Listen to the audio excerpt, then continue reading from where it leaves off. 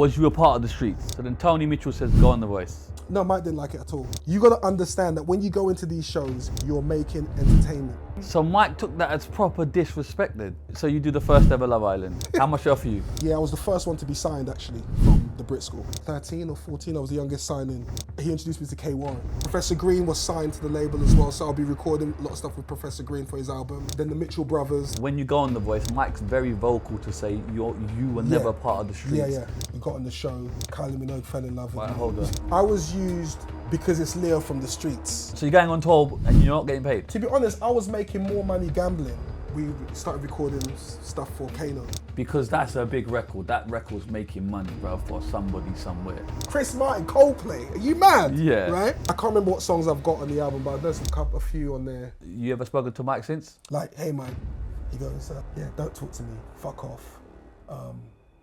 Just fuck off. And turn his back. Wow, okay. And I was like, wow, Mike, like, bro. What's up guys, this is Leo the Lion and I'm here at the Shizzio show. Make sure you lock in and link 'em and then leave 'em right. I've been telling all my mess for time. I said link 'em and then leave 'em right, but they never take my advice. I now realize why they have not been listening all this time. 'Cause since I linked you last night, I won't be taking my advice. Peace!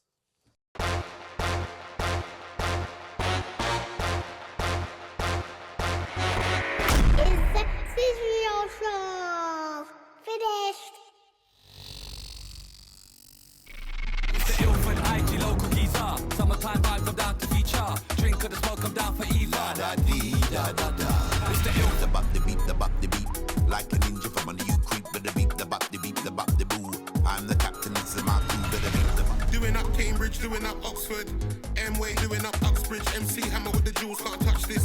All the bad beats in the Pop this bombo clap tune, rude boy.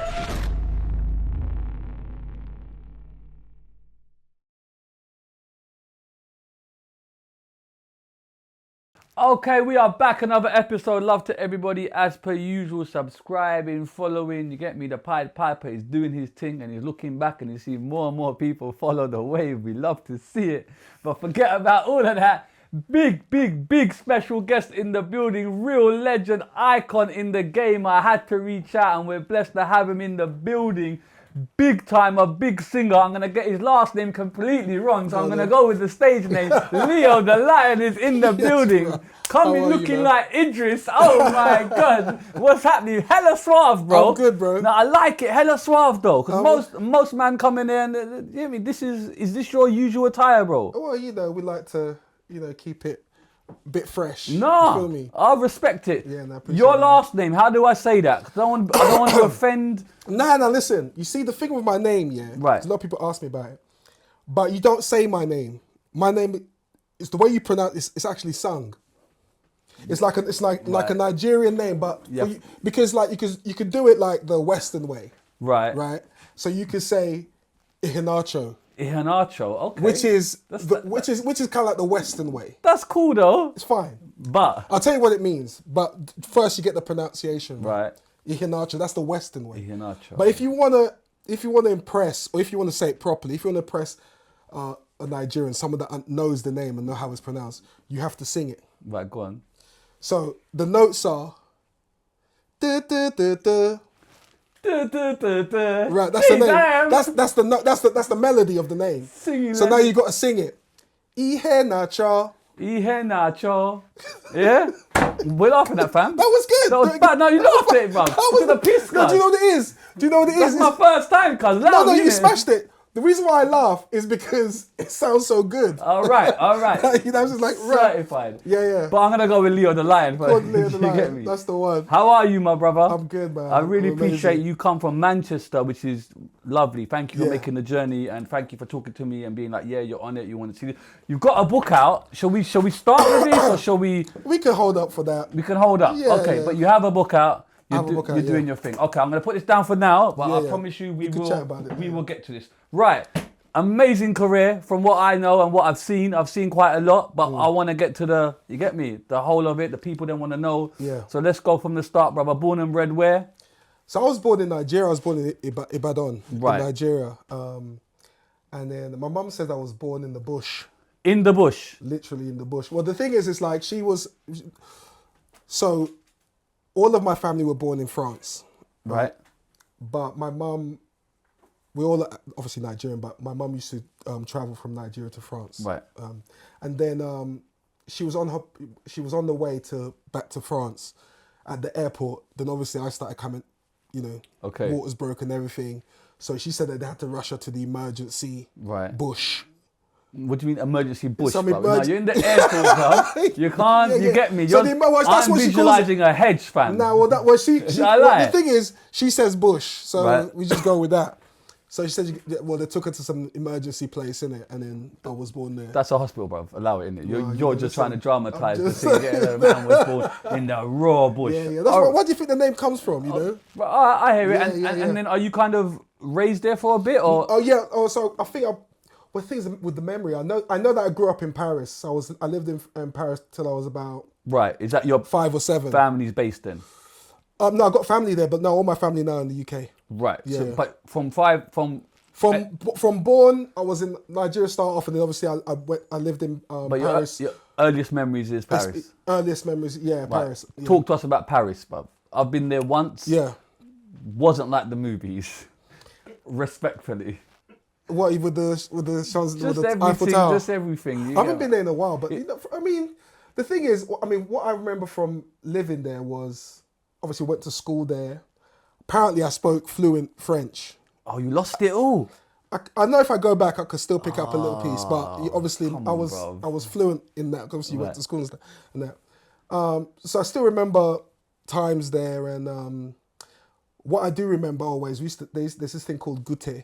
Right. It's basically it's a French tradition where it's like a snack, right? Okay. So it's like a mid-afternoon snack, but you get like a bowl of hot chocolate, and then you get bread, or you wrap the chocolate in the bread, and then you have it. So you have your goûter. So that's like Okay. like a snack thing. All right. Yeah. So I grew up doing all of these things, I drinking can out of work with bowls. that, you Yeah, get it me? was a vibe. Yeah. So obviously I remember the breads, the pastries were always amazing. Yeah.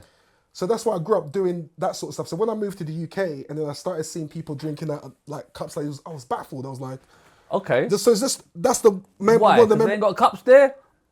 they obviously do. Exactly. They obviously What are you do, dealing but I with? don't know. But I used to drink from a bowl, maybe because I was a kid. Right.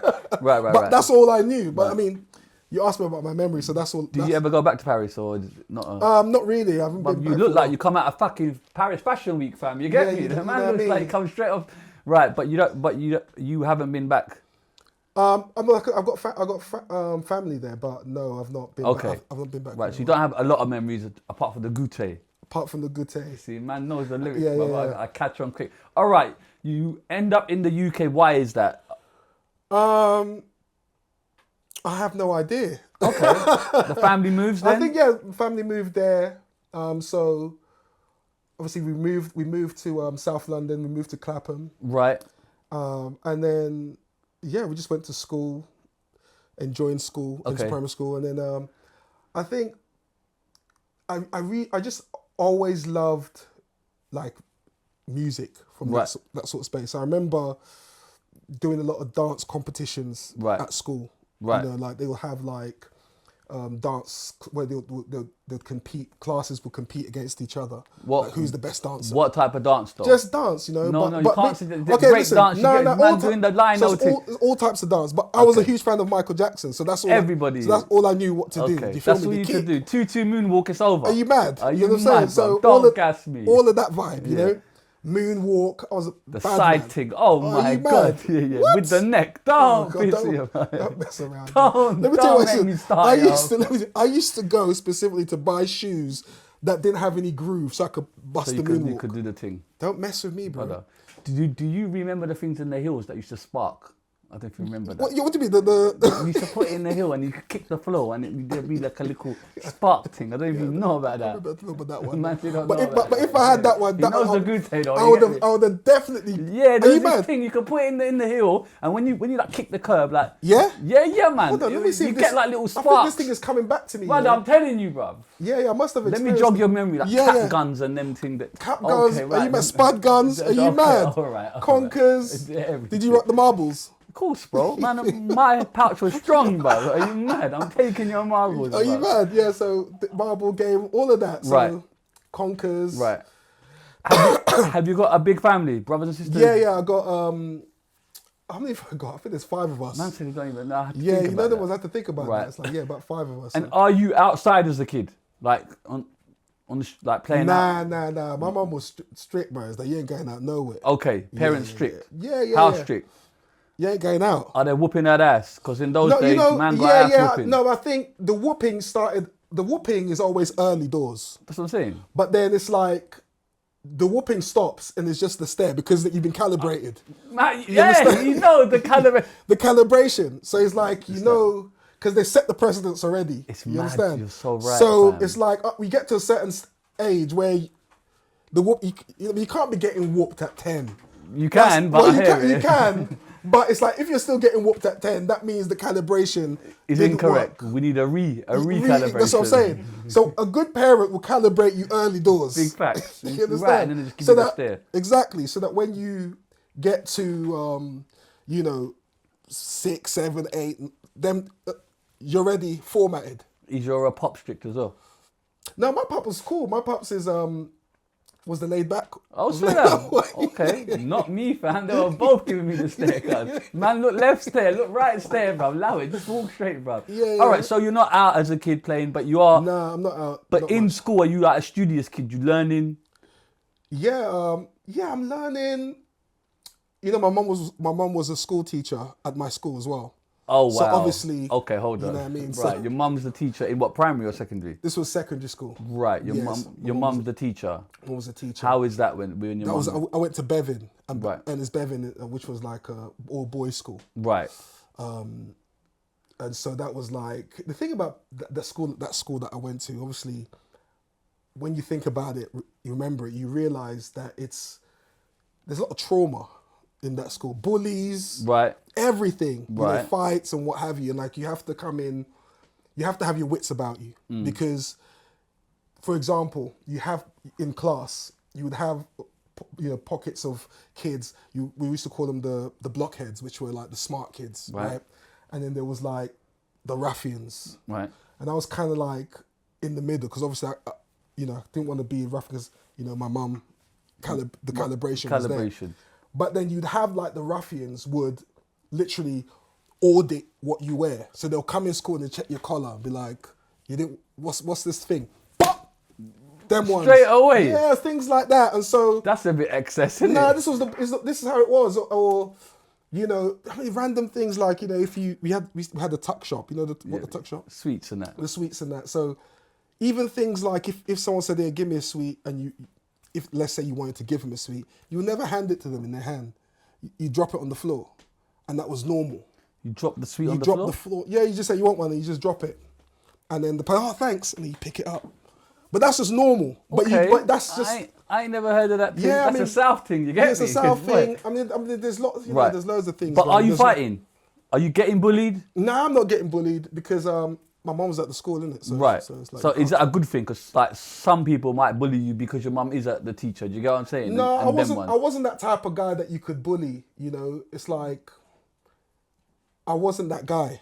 I hear it. Yeah. So it wasn't like the bullies would come. I mean, obviously people will try it, but then you kind of nip it in the bud early. Yeah, I hear that. I hear that. And plus, obviously, we all did judo back then. So Okay. Yeah. So judo, we had judo lessons at school. Right. So it's like. But then everyone can do judo, innit? Well, this is it. It's not like But you're the only one, yeah, man. yeah. The hell fuck you want to do? Yeah, but then there's a respect. Yeah. There's a respect there because we all do judo. There's a discipline, I guess. This is what I'm saying. Right. And did you know what you wanted to be when you was kind of in school? You was just Yeah. figuring it? Yeah, man. Like, obviously, loving the Michael Jackson album, like the What album? Thriller, Thriller. Off the Wall. Those were the main Okay. ones. And I was just infatuated by. I was mesmerized by his performance, everything, the music. It's mad because this brother doesn't know. He's too young, right? Yeah, it's mad. But you can't explain it because when people explain like Elvis to you or the Beatles, I don't really get it because I didn't witness it. But when you witness that, it's you can't even. It's next level, man. Like I can't explain to him just how big. Listen, I'm telling you, bro. Michael Jackson's bodyguard's been here, and we had a 4-hour podcast, and he broke down all the reels, like some deeper stories, bro, of the levels of fame. And I can picture the whole thing, bro. But listen, like, man shut down Oxford Street, fully. Are you but mad? I can see that. He's like, he can get it, but it's like, but But I don't blame him because he weren't there, fam.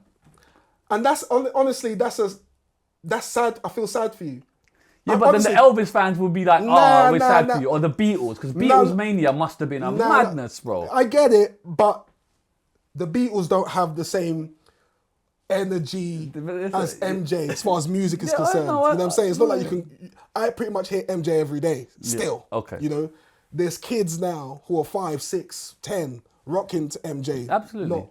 Not Elvis or Beatles, you know? So there's MJ... and then there's everyone else, you know. No, that's just facts, you know. And if you had a time machine and you went back in time and you took out MJ, pretty much I would say 80% of the industry now is just changed, gone. Yeah, it's true. You know, no, it's true. What are your favorite MJ songs? Top 3? Right, it's mad. I mean, I'm putting on an MJ show at the moment, so I can't even tell you. Have you not got 3 for yourself? Like, nah, I can't tell you. I mean, I love Lady of My Life. Okay. There's been, in the darkness tonight. Yeah, all right. Lady, your love will shine. Bad tune, are you mad? Yeah. What? Okay. Tune. Listen, there's so many tunes. I think it's more about the mood you're in. It's true, it does change. I'll Go Beat It is probably one of my tops. Yeah? Yeah, bro. Human Nature, I'll go second. Yeah. And third could be anything, bro. Man in the Mirror, Smooth Yeah, Criminal. Man in the Mirror is incredible. It's cool. Okay, so you're a proper MJ fan. Proper MJ fan. Okay. To the point where, obviously the shoes I wear, there's no grooves. Right. Because I'm moonwalking everywhere. Yeah. Right. And then obviously doing lots of dance competition. I remember MJ was announced to come to the UK. So I begged my mum that let me not go to school because I wanted to record it because all over the news, right? So I wanted to record everything. On a VHS. VHS. Play and record at the same time. He doesn't know about them buttons. So with all Michael Jackson's videos, I would have it on VHS. Yeah. My whole wall was covered in MJ posters. Like the whole ceiling, everything. And then I would literally put the MJ videos on. I'd clear the sofa, move the sofa back, and I'll just be learning the moves. I'll be doing the press and play and pausing. How does he do that? Rewind it, do it slowly, and I'll just, learn MJ moves like that. Where it got to a point now where, I don't know if your house, like my mum will have guests over. And she'll say, dancing for them. Come downstairs, I'll do something, And then you go there. Man is entertaining them. Like if there was like family party or family event, I was the entertainment. But you're up for it though. Yeah, I was up for it. It was good fun. Because then, with these African parties, you come and dance and they put money all over you. Hey. Do you understand? Earners. We you know love what I'm it. saying? Man, Not that I got to see earn. any penny because, my mum would be like, thank you very much. Take that shit up. Well done, well done. Yeah. But, okay, so you're learning the dance moves. How about the singing though? Same thing. Same things. Obviously, when you learn the dance, you're learning everything. Right, you're learning the singing. Learning everything. I mean, you're just singing along to all the songs, you know, because you get the vinyl. But his pitch is quite high. Is that the pitch you're kind of... No, but as a kid, you can hit it as a kid. Yeah. Because you're a kid. But there's no lessons you're taking, singing lessons? No, there's no lessons I'm taking. I'm just copying what I'm seeing. Right. Yeah. Okay. So then after school, do you leave with grades? Do you get good grades? Well, did I get good? I can't even know. Let me tell you what happened. Yeah. I actually left Bevin when I was about 12 or 13. Right.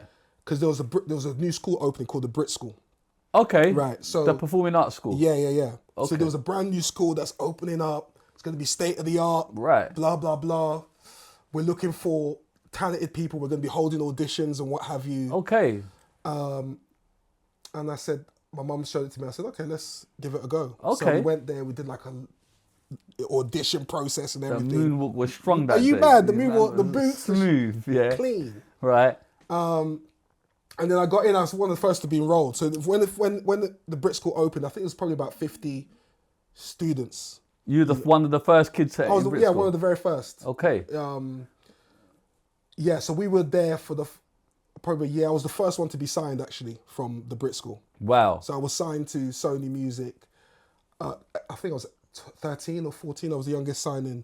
They signed you at 13? Yeah, it was all over the news, man. It was. Well, okay, hold on, right. Brit School is Jessie J, Adele. Is Yeah, that this that's is all before of that? the- I know, but yeah, that's the caliber of Brit School. Yeah. Right, and you're one of the first people. So I was the first one. You audition, they like you, and how does a label get involved? Are they just there or something? No, what happened? I used to do a lot of talent shows. Because I was big in this game, man. Like I was like winning tournaments, national tournaments. From what age?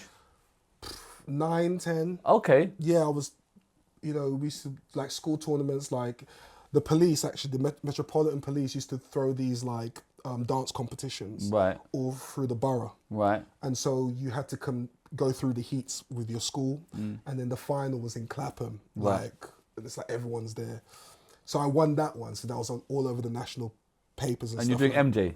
doing MJ moves. Right. My mum would make the trousers with the chain. Gee, yeah, Or, come on, big up, you know? Mum. Yeah. They used to call me the Michael Jackson of London. Right. Yeah, And Okay. so- And then that's how the labels got involved. is that how the labels got? I don't even know, because obviously I know that back then I just used to always do shows and gigs. Yeah. And then I think my mum. Someone got in contact with my mum about something. I don't know what it was, Right. but it was actually, I don't know if you know Keith Chegwin or Jeff Oh yeah, Chegwin. man's Keith Chegwin was a TV guy, like Pat Sharp and them man did. Jesus, we all going way back. Yeah. But his brother Right. was a music manager, Okay. and so but he started managing me, Right. and then we just one day was like, Got a label. you got a label, want to sign you up, they love what you're doing. Right. Any idea what this label, like this deal is, or too young? Well, young, but it's like you're young, 13, you just. What single album? What is it? It was it was a singles deal, we Right. did, but I didn't know then. It was just Right. like, you've been signed. You didn't We're know about gonna the record. money or anything like that. Didn't know anything about money. The thing about it is like, when you are doing these things, getting signed to me wasn't a big deal, Right. because it was just a natural. It's like, I'm doing music, I'm dancing, I'm winning competitions. It's the Or next what else step. am I doing? Okay, I'm doing this. Okay, you're gonna. Okay, I'm doing this. Right. So it wasn't like, oh, we're getting signed. That's Right. amazing. But it's Sony though. It was Sony Music. Yeah, it was all over the news and everything. That's a major label, right? major label. Yeah. Okay. They signed the deal. What Signed did you the do? deal. You bring out a song then? We brought out a tune called. It was actually Michael Jackson. Jackson 5 track called "Looking Through the Windows." Right. And And your name is Leo. Your full it name? was just called Leo, Leo. Right. Okay. Yeah. And we shot a video with that. And you're what? How old? 13, 14. Mad, bro. Like, Crazy. okay. How does the song do? I can't remember. I was Okay. a kid. Right. I mean, you But didn't get number one. Are you thinking as a kid that you're a pop star? But like your family thinking like, You know what's mad? because in those days that's a big deal. Like a video shoot alone is big listen, money, bro. I'm telling you, you used to get chaperoned everywhere. You go to the Brits. They took me to the Michael Jackson concerts. Is it? So Yeah, you see you had- MJ, yeah? So I saw MJ loads. Is it? You'd have chauffeur cars waiting for you outside your house. But to me, it was just like, Really? yeah, I'm thinking about. I'm not really. This is the first time I'm actually processing it, but it wasn't like, wow. It was Okay. just. But I presume it's a different lifestyle. Chaperones, video shoots, the Yeah. lights are on you. You got to sing. You got to go to a proper studio, I presume, to record. Yeah. That whole process. You just naturally like, all right, cool. Yeah, because that's all I've been doing. I mean, obviously, like I'd done many photo shoots before. Right. But So you it's weren't just doing another photo studio, shoot. was you? Yeah, I was in a studio, Okay. but it's not. Okay. You had studios. Okay. I went to photo studios, film studios prior to that, because obviously I was doing competitions, and then I remember also I used to go to stage school as well. Right. So it's like a drama sort Yeah. of school when I was young. So performing in the studio was normal to me. Do you put your talent down to practice or just God's gift? I wouldn't say. What I would say is, I think it's just a massive infatuation or love for what you're doing. You know, like if you are passionate, you would just want to play music. If you're passionate about something, you wouldn't think, oh, I'm going to practice. You just be doing it. Right. It's your life. You know, if you're playing, you don't say I'm going to practice football. You just say I just want to go and play. Right. You know, so that's what it was. It was just a love for what I was seeing and thinking, oh, I'd love to do that. You know, and then trying to do it. So it wasn't like, okay, I got practice. Even though, like, I remember my brother was like, have you practiced today and stuff like that. But to me, it wasn't like a practice thing. It was just, that's a sick beat. Let me learn that song. Are like you the oldest? Where are you in the line of? I'm the fourth. Right. I've got a sister. She's younger than me, so I've got 3 older So brothers. you've got older brothers to look after and stuff. Yeah. So when you're a pop star, do you know these kind of the effect it's having on them or the family? Or you're just still too young? No, I know that everyone was supportive. You Yeah. know, my family, we're all tight. You know, I'm so blessed that I've got such an amazing family. Now everyone's, you know, just supportive of each other, and so, I think everyone was just happy. Everyone was no, I there, hear it. you know. All right, song comes out. You don't know how it does. What do you go again with them? Or are you? No, I don't. No, we didn't go again with them. I think we got dropped. I think I got dropped or something. But so I can presume the song perhaps it doesn't perform what they would like it to. Then no, yeah, obviously not. Obviously, if it's number one, then it's Right. But I think that kind of started off. Obviously, the hunger, the taste. it wasn't. But it's like obviously now I've signed in. You know, back then people will know, okay, because they've seen me on the news and stuff. Right. So even though the label weren't involved anymore, you'd still get other opportunities that would be presented to you to Such do as? things. So I know that I had lots of different managers that will come in and say, hey, let's record this or let's do this, let's push out this stuff. Right. And I think it was at that time, you know, I started getting into production. Right. You know, because obviously coming from the Brit School, you know, they give you studios to make music. And so then I started getting into music production and writing. And then obviously a few years moved on, and then the garage scene came. So what time do you leave the Brit School then? What, like 17? You leave the Brit School? Yeah, I think you're at Brit School for about 3 years. Right, but you put in your graft though. I put in my graft. Yeah. Well, no, I didn't really put in my Right, graft. what do you mean? What was you At doing, Brit bro? School, listen, at What Brit girls School, you chasing in Brit let me School, tell you, bro? at Brit School, because obviously you come from an all-boys school. Is it just full of girls? Oh, it's mad. Is it just full of girls? It's mad. So Man's imagine. one of the only guys in there. Yeah, pop star as Yeah, well. can you Going imagine? crazy. No, you know what's so funny was like, you're in the school and you're signed, and everyone knows you're signed, and there's camera crews following you in school. Right. So obviously the girls are like, you feel me, right? And so it's funny because I would walk into a class, and the class before were studying Leo. It's mad. Mad. Yeah. So the teacher, because Leo signed, and they'll have me on the board, and they'll It's a be good talking promo for them as well. Yes. The school's just starting up, I guess. Exactly. Yeah. So they would like be going through like my deal and stuff. So I'd walk into that and sorry. So Carry on. So everyone Knock knows yourself your out. deal apart from you. Yeah, everyone knows my deal. Everyone knows his deal. He doesn't know his deal. You get me? And then your ego. You don't have an ego? No. No? Oh wait. Okay. Let me start again. Everyone's got an ego. Right. Yeah. Absolutely. I do have an ego. 100%. You have control of it though. Well, I'm very humble with my arrogance. You know. That's interesting. Okay. So I'm arrogant but humble with it. I like that. no, it's not. You know, no. Let me. How can I put this? I think as an artist, you need to have an ego, but an ego derives from how you hold yourself. You know, like what you deem as. Let me think about this properly. Confidence and arrogance, there's a very fine line. It's confidence, anger, but if you know you're good at something, Right. And you have a expectation of what you do. So, for example, you say, "Oh, listen, I want things to be a certain way because I know that doing it this way is going to work."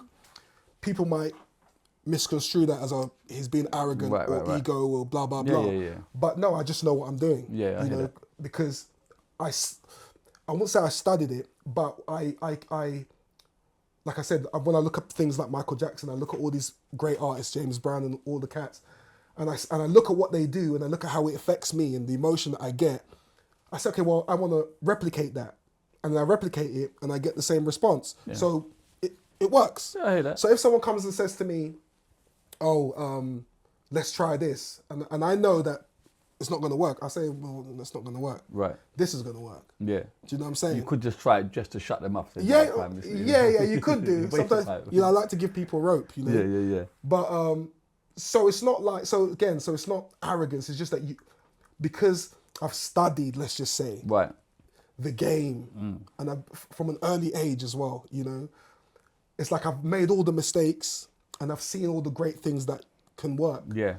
So you have like a deep understanding of how it's supposed to be played. Yeah.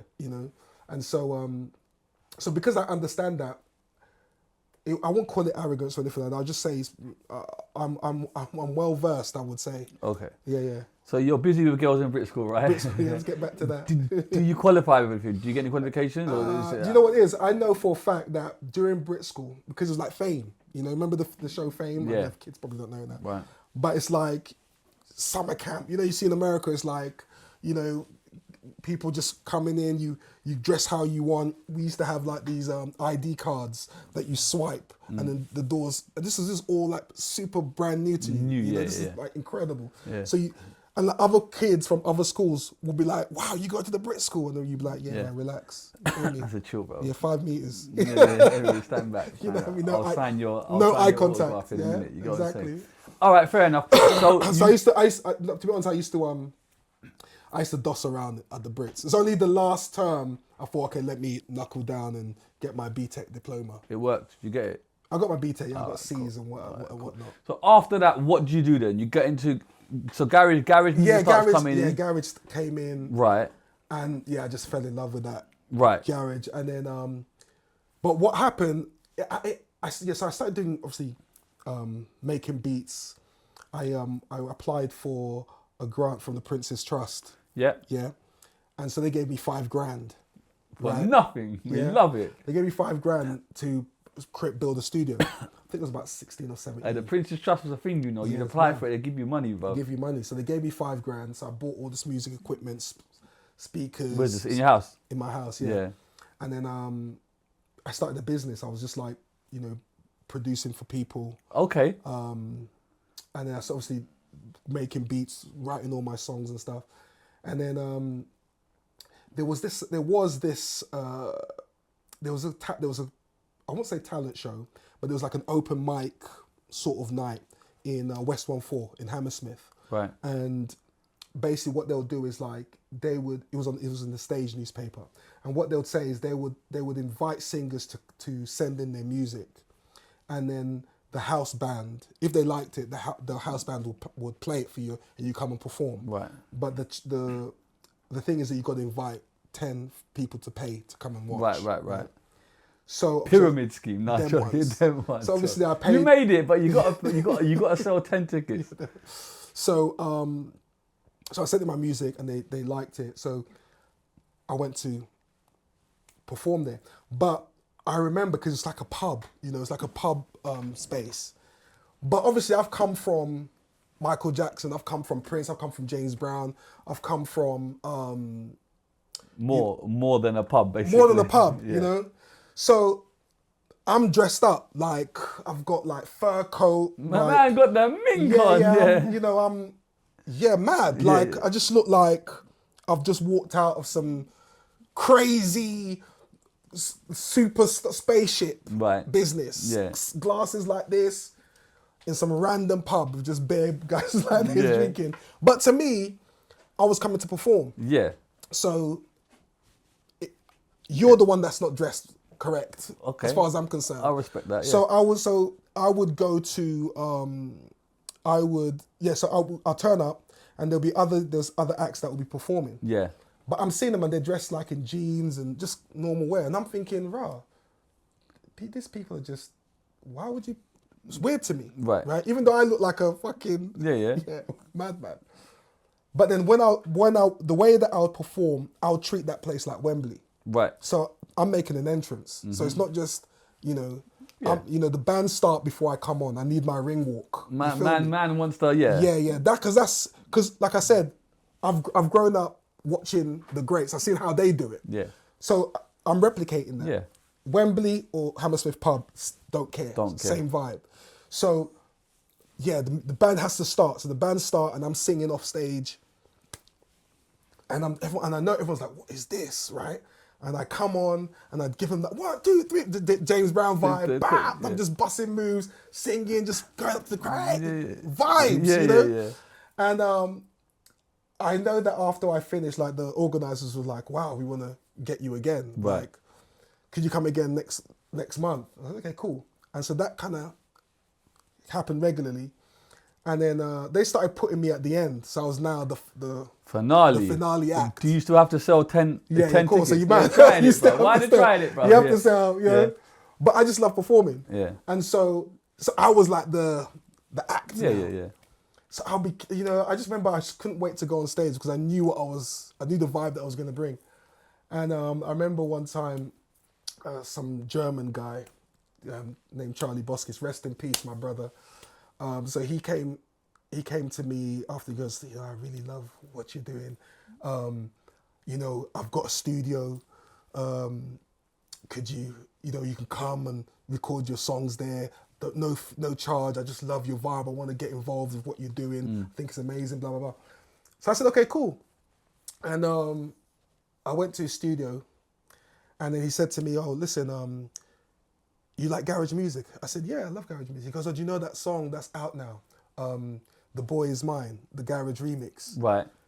I goes, yeah, it's a big tune. He goes, yeah, they produced it here in this place. I goes, oh wow. He goes, yeah. He goes, I can introduce you to the guys. I said, yeah, okay, cool. And so he introduced me to K Warren. Right. K Warren, and then I went to K Warren's house, and then we wrote Coming Home, like the garage track, and because obviously he had deals, he was doing big things already in the scene. And so we did that track, thought nothing of it at all. The track probably was out for about a year on the underground. Okay. And then all of a sudden you're driving and then you'll come up on Pirate. I'm like, oh my God, it's my tunes. Yeah. Like, and then you hear it one week, then next time you hear it twice a week. Then you're driving, then you're hearing it every day. Yeah. Then everywhere you go, they're playing it. Right. And it's like, bro, what is going on? And so the tune just blew up, just went mad. And even to this day, it's like, it's weird because, you listen to pirate radio stations and then you be hearing it on one station and you turn it, then you hear it on the next station. Yeah. And so then it's like, wow. And so you get, then I'm in the scene now. Right. And then I'm getting offered to gig everywhere, all over the country, going to Ihenacho. You're doing the whole scene. The whole scene, Right. Does the song come out properly? The song came out properly. Label? No, it came out properly. Went to number 1 in the dance charts, which was sick. Right. I think went to about 20 in the UK charts. Okay, amazing. Yeah, good, man. So you're doing the whole Napa scene, the whole Napa scene, all of the garage events, I don't know, your garage nations, all of the Sun Cities and all of that. Them ones, man, vibes. Yeah. So we're really enjoying ourselves, just touring up. Yeah, and then is there a follow up then or what? Do you want to do that? I think yes. I mean, I used to put out lots of different garage tunes at the time, and I think what happened was. There was it's funny because you interviewed Darkus here recently. Yeah. So my cousin Ginger, he did a track with Only Fools and Horses. So he sampled Only Fools and Horses. Right. Theme song. Put a pony in my pocket. No. Is that the stand up? He don't know about Only Fools and Horses, bruv. The bad, yeah. Right. Yeah. So he wrote this song, and so I threw a verse on it. Right. And is this a garage? What is this? It was kind of like it wasn't. It was just Sanga, yeah. It wasn't garage. It was just like a vibe. Right. Rap vibe. Yeah. And Darkus loved it. Yeah. So we went into Universal and Darkus said they really want to sign it. Island, wasn't it Island? Yeah, Island. Yeah. Right. So they really want to sign it and blah, blah, blah. He reckons it's a big tune. So we were like, okay, you know, fine. Yeah. So we were about to put it out, and then the BBC called us and said, you ain't doing that. Right. You nicked our tune. Yeah, we own. But then can't Darkers clear it, bruv? Yeah, but who cleared it too? So I own it. So the BBC was like, nah, we've it's our stuff. Right. And we like it too, so we're gonna do it. Right? And What do you mean we're gonna do it? they're gonna put it out. They're gonna put out your song? Yeah, they're gonna put it out. Okay, right. So plus we own all the cast members, so Right. they can be in the video and everything. So Okay. we got it patterned up. So you signed to the BBC? So we signed to the BBC. Have the BBC even got a bloody label? But here's the thing. I don't know what happened, but they created one. Okay. Right? Because of you? Yeah. Yeah. Because they loved it so much. And obviously we shot the video. We had a couple of the guys from the show. Who? Oh, I can't remember. What?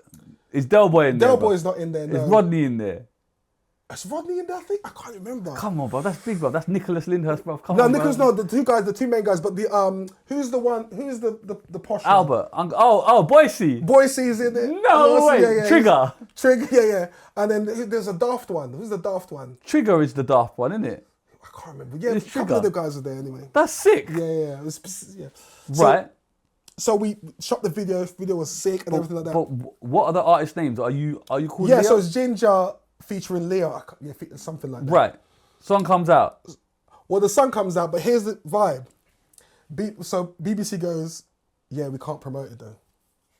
What? What? Yeah, because it's license payers' money, so we can't be seen to do commercial things.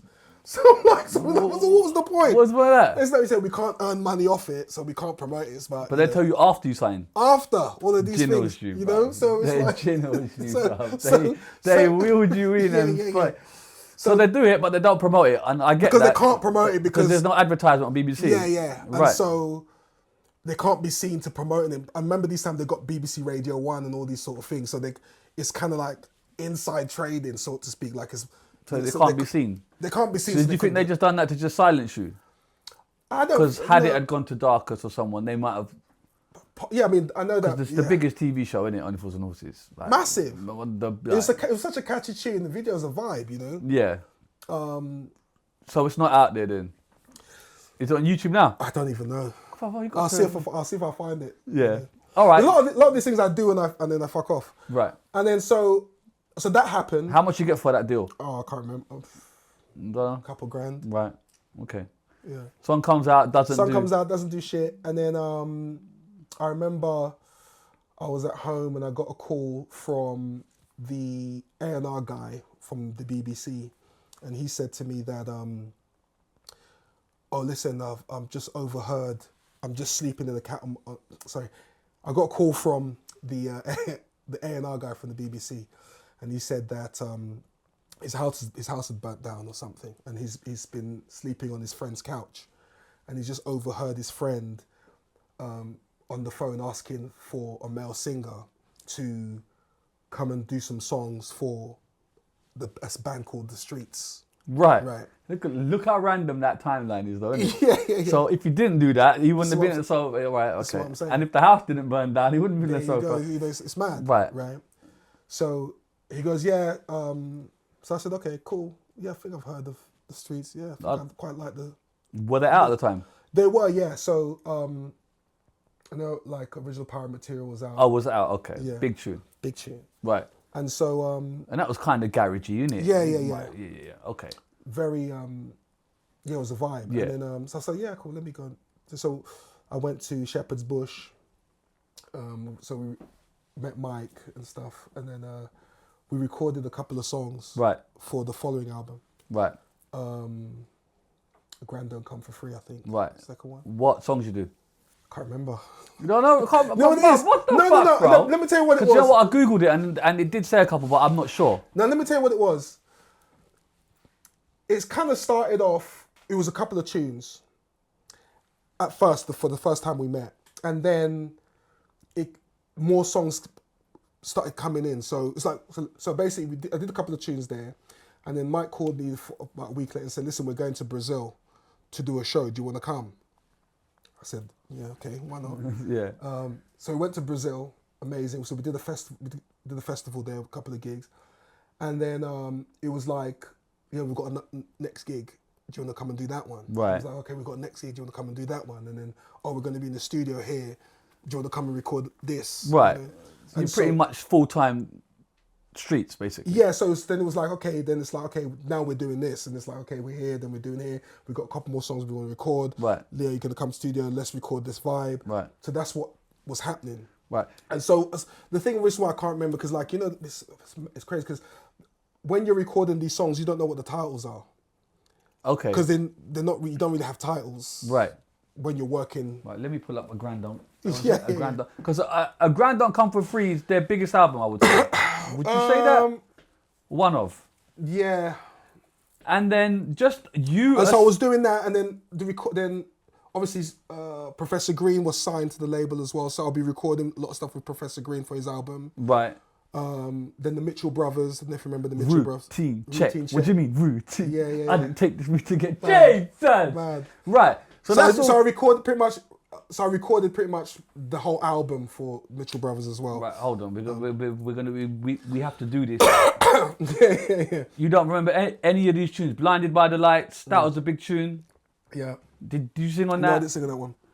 Dry Your Eyes was the big one. Let me tell you a story about Dry Dry Your Eyes, Let me tell mate. you a story about Dry Your Eyes. Right. So I remember Mike played me Dry Your Eyes, and first time I heard it had Chris Martin on it, Coldplay. Singing? it. No way. And I was like, yeah, done. Are you mad? Like Coldplay for me. Yeah, but Coldplay weren't out then. Yeah, Coldplay were out, but they weren't as massive. Right. But I loved Coldplay for me, like the best band, period. My number one band, Coldplay. So the song's finished and Coldplay are singing it. Coldplay is singing Dry Your Eyes. You can actually go on YouTube now and Right. listen to it. And it's not AI. Chris Martin. Right. It's not AI. Right. So Mike played it, and I was like, yeah, done. Simple. Yeah. Let's go. Right. Like, are you mad? And then Mike called me. He's like, nah, we've taken him off it. I goes, what? I goes, so who's singing it? He goes, don't worry about it. But Chris is not in it anymore. And I'm thinking, what is going on? Yeah. Chris Martin, Coldplay. Are you mad? Yeah. Right? But it didn't happen because the song went number one anyway. So Right. it was a big tune. Is that a label thing then? Is that a don't know. clearance issue? I have no Sounds idea. like a clearance issue. I have Or no they idea. want more of the track. Maybe. Right. Maybe. But- But I'm sure some sort of But then politics must have did been you come in involved. and sing that then? No, so what happened, I didn't come and sing in that, but what happened was, obviously when you're touring and doing all of that stuff, it's me pretty much They're doing all of those songs. doing all Right. songs. So you So have... the songs I've got, I can't remember what songs I've got on the album, but there's a few on there. Right. You don't know? I don't know, no. Okay. There's a lighter one, I can't remember, bro. Oh, what? The Lights? Blinded by the Lights. Blinded by Lights, I think so. I can't remember, bro. You have to check. Bro, you got to tell me, but how do you I not don't know know, this shit, bro. Listen. Yeah. You know, so people will come up. So a guy came up to me today Yeah. on the train, and he was like, "Yo, man, this song that you did," and I was like, "What song is that?" He goes, "Yeah, man, I bought." I was like, "Bro, I can't even remember. Why don't you know these things, bro? I don't remember." Okay. And then you aside, who is part of the streets? Because it's just, I No, just no. feel So like it was Mike Skinner. Yeah, it is. So this is it. So it's Mike. Mike writes. Mike produces. You Right. understand? And so this, I would say, the streets is Mike, but it has. When I joined, I remember it was like Mike was the main guy, Yeah. the front guy. Of course. Of course, Yeah. because it's his thing. And my job was to bring the vibe or Right. just Right. the backing. So I'll be singing the hooks and stuff like that. And I remember we were on tour once and the tour manager pulled me aside and he was like, "Yeah, what you doing?" I was, "What do you mean?" I'm like, "Performing." He was like, "Nah, man, like, I need you to bring your vibes, like. And I'm like, "No, man, I know my place. I'm not gonna fucking Right. yeah." Take over. Yeah. You know what I mean? Right. Because no, man, bring your vibe. So I was like, "Are you sure?" It's like, "Yeah, bring your vibe. But bring one thing."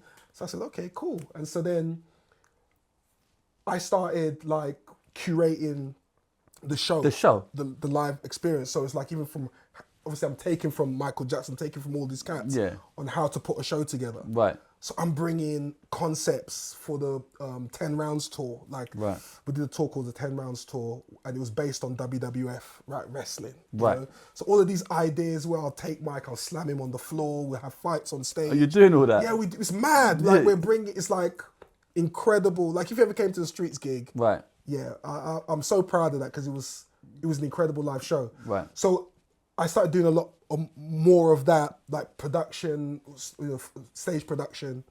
Started recording a lot of stuff on the second and third album. Right. As well. Are you writing your own lyrics here? No. I mean, the funny when we did.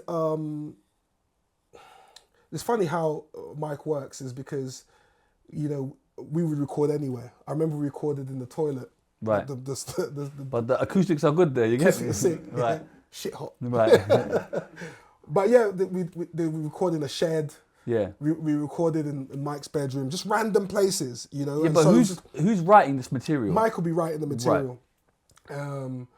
But it was like, Leo, just let's vibe. Let's, but here's the core ideas. This is what you're going to be singing, but just vibe and let's just see what, But you have contributed into the making of, do you know what I'm saying? Yeah. I mean, definitely. That's what, Yeah. But, back then it wasn't, let me just say, Mike is the guy. Yeah. Right? Mike is the guy. Let me tell you something, brother. I was in LA. I was there for a long while. To cut a long story short, I was playing chess with RZA. RZA, Wu-Tang. And I just remember RZA just saying to me constantly, because I'm from England, Mike Skinner's the shit. Mike Skinner's the shit. And I'll be honest, like I rated him, but a lot of the grime cats were a lot more lyrical than Mike, because he had this flow that was a bit Marmite to me.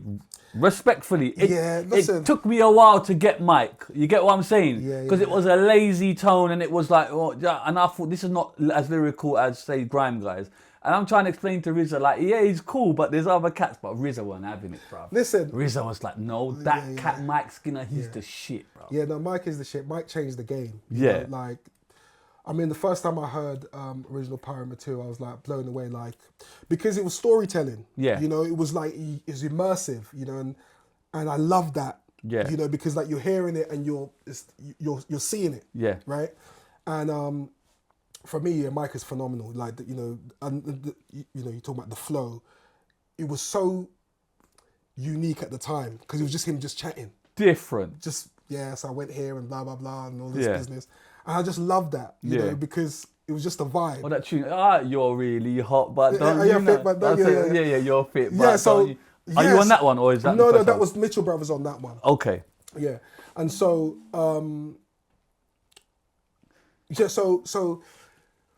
obviously when we're doing all this recording and stuff, so we record stuff for the Streets album. Yeah. And then we started recording stuff for Kano. Right, so the same label? Same label, right, so the same label signs Kano? 679? 679, I believe. 679, right, okay, cool.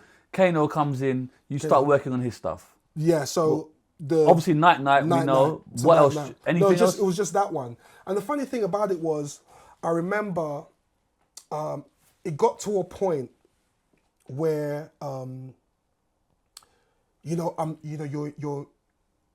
my music as Leo is parked. Right. And so my whole... Because you're so busy with this. So I'm doing this now. Yeah. Which started off as like doing a couple of tracks to me like, okay, this is how we're going to do this show. And okay, what do you want to record? Okay, let's go to the studio and record that. Right. Oh, well, the Mitchell Brothers are here. Okay, let's go and record the album for the Mitchell Brothers. And so I'll be in the studio, like vocaling the Mitchell Brothers album stuff, or Professor Green stuff, and all of that sort of vibe, and doing the tours, the world tours, and all of that sort of thing. So I was in that space, and then it got to a point now where I was like,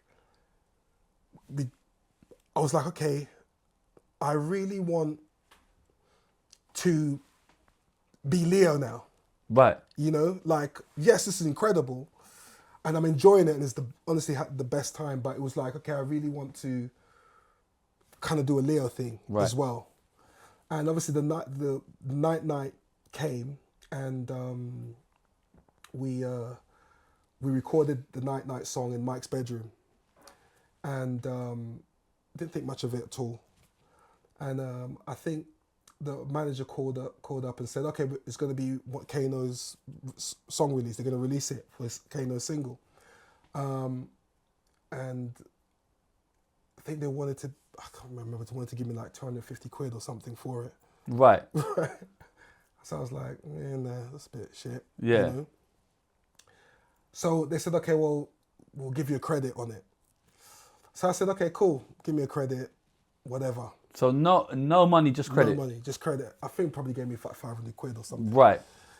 And so it was like, do you want to... So I said, okay, look, just give me a credit. And so they said, okay, cool. What name do you want to put it? So I was like, okay, look, I can't put my name just as Leo when you've got Mike Skinner, Kano, and then Leo. Right. I thought, nah, let's put Leo the Lion, because it was a nickname then. The people used to call me the Lion, but it wasn't like my official name. Right. So I said, no, you need to put Leo the Lion there, because at least when people see it, they'll be like, who's this dickhead, Leo the Lion? You know, because compared to two monsters, right, like Kano and Thing, I had to put Leo the Lion, right, so that people would at least think, who is this guy? Yeah. You know? And so that's how Leo the Lion was officially born. Done. And so so the song came out and it just went mad. The song mad, the video's obviously blowing up. Mad, just went mad. As timing would have it, Mike's doing his thing, Kano comes in, smashing it. Does it chart? I think it charts. It charted, yeah. But I think it was the most played music video right on MTV at the time. It was just crazy. And you got nothing for it. 500 quid, I think. Right. Yeah. Looking back, do you think you were not vocal enough, or do you think you were slightly used? Because that's a big record. That record's making money, bro, for somebody somewhere. Probably now still. Yeah, still. Maybe I need to see if I can get some royalties somehow. Right, no, you don't even get royalties. No, I'm sure I'm supposed to apply for these things. What, PRS? No, come on, bruv. You should know this stuff. Honestly, I'm the worst when it comes to these things. But do you get a royalty? No, not from... Well, I'm sure I should, like a performance. I'm sure I should. But do you get a cut of the track? Do you get ownership? No. So that's what I'm saying. There's a large chunk of money. Yeah. Tens, hundreds, thousands, dare I say millions. That's a top tune. And these are the times where, I don't know if download was a thing. You had to download was a thing. So imagine the copies of that. You know what the funny thing is? It's like, I didn't have a manager. Right. I was just... there. I was just there. Right. So I know, like, obviously, you know, it's like, Leo, come to the studio, let's record this. I'm going to do it because it's what I love doing. Yeah. I'm not thinking business. Right. I'm not thinking, right, I need to make money from this. I'm just thinking... Cool, Kano, like him, let's record it. Right. Mitchell Brothers, love them, let's record it. The show, let's do the show, have this idea, blah, blah, blah. So I'm not thinking, I need to be getting paid extra for this and all this sort of business. How much are you getting paid at the time? Because you've got to live. Yeah, I've got to live. Are you getting a wage? Yeah, you get a wage. So, I can't remember, it's probably... I know that I'll probably get checks for about 4 or 5 grand or something like that. A what? A month or just... A month or things like that, yeah. Okay, so you are earning then? I'm earning, so yeah. I'm just trying to figure out your role. Are you an employee for them? Are you a session singer? Are you a writer? Are you a creator? You know what it is? It's like, it was just never discussed. Right. It was just, we're doing this. Looking back, do you regret that? Is that something you should have had? A conversation? I mean, we had a conversation towards the end. Right. You know, because... It's too late then, isn't it? The song's done charted, bro. Yeah. Right. How did the conversation go? You know, it wasn't like... No, the conversation was, listen, basically what happens, opportunities was coming my way. Like, external opportunities was coming. Such as? TV shows. I mean, we got invited to do Love Island. Right. Was Love Island a thing there? Oh, what, the first ever one? The first ever one, the one the with celebrity one. Callum Best. Callum Best and all these cats. Right. What do you mean, as in to do the show? To do the show, yeah. Okay, you do it. I did do it, yeah. Okay, you was a Love Island. Man, the first ever Love Islander, bro. I didn't even know that. Yeah. Okay, so you got offered to do those. So I started getting offered to do things, and at the time I was like, yeah, let me just go and do this. Right. You know. And how are they with it all? No, Mike didn't like it at all. He didn't like it? Yeah, of course. Why? Because you're not now on tour with them, you're not a part of them? Yeah, no, I think, I wasn't tour. I mean, it was a period of time, I think we were just finishing the tour, And I think that came in, and I said, listen, I'm gonna go and do it. And I think we probably had about a couple gigs to do, but I left. I fucked off. Right, you said I'm gonna go do Love Island. I'm just gonna go and do it. You picked Love Island over the streets. I did, yeah. And probably looking back on it, I think maybe that was. I mean, I was just gonna fuck off to do the show for a couple of. But the show is instrumental with you have to be there. You are part of the show. So I can imagine if you're not there, the show, the quality of the show is now in kind of jeopardy. Of course, yeah. Right. So at the time, it looked like you skanked them. Yeah, at the time it was like, as far as I was concerned, it's like I think I was frustrated.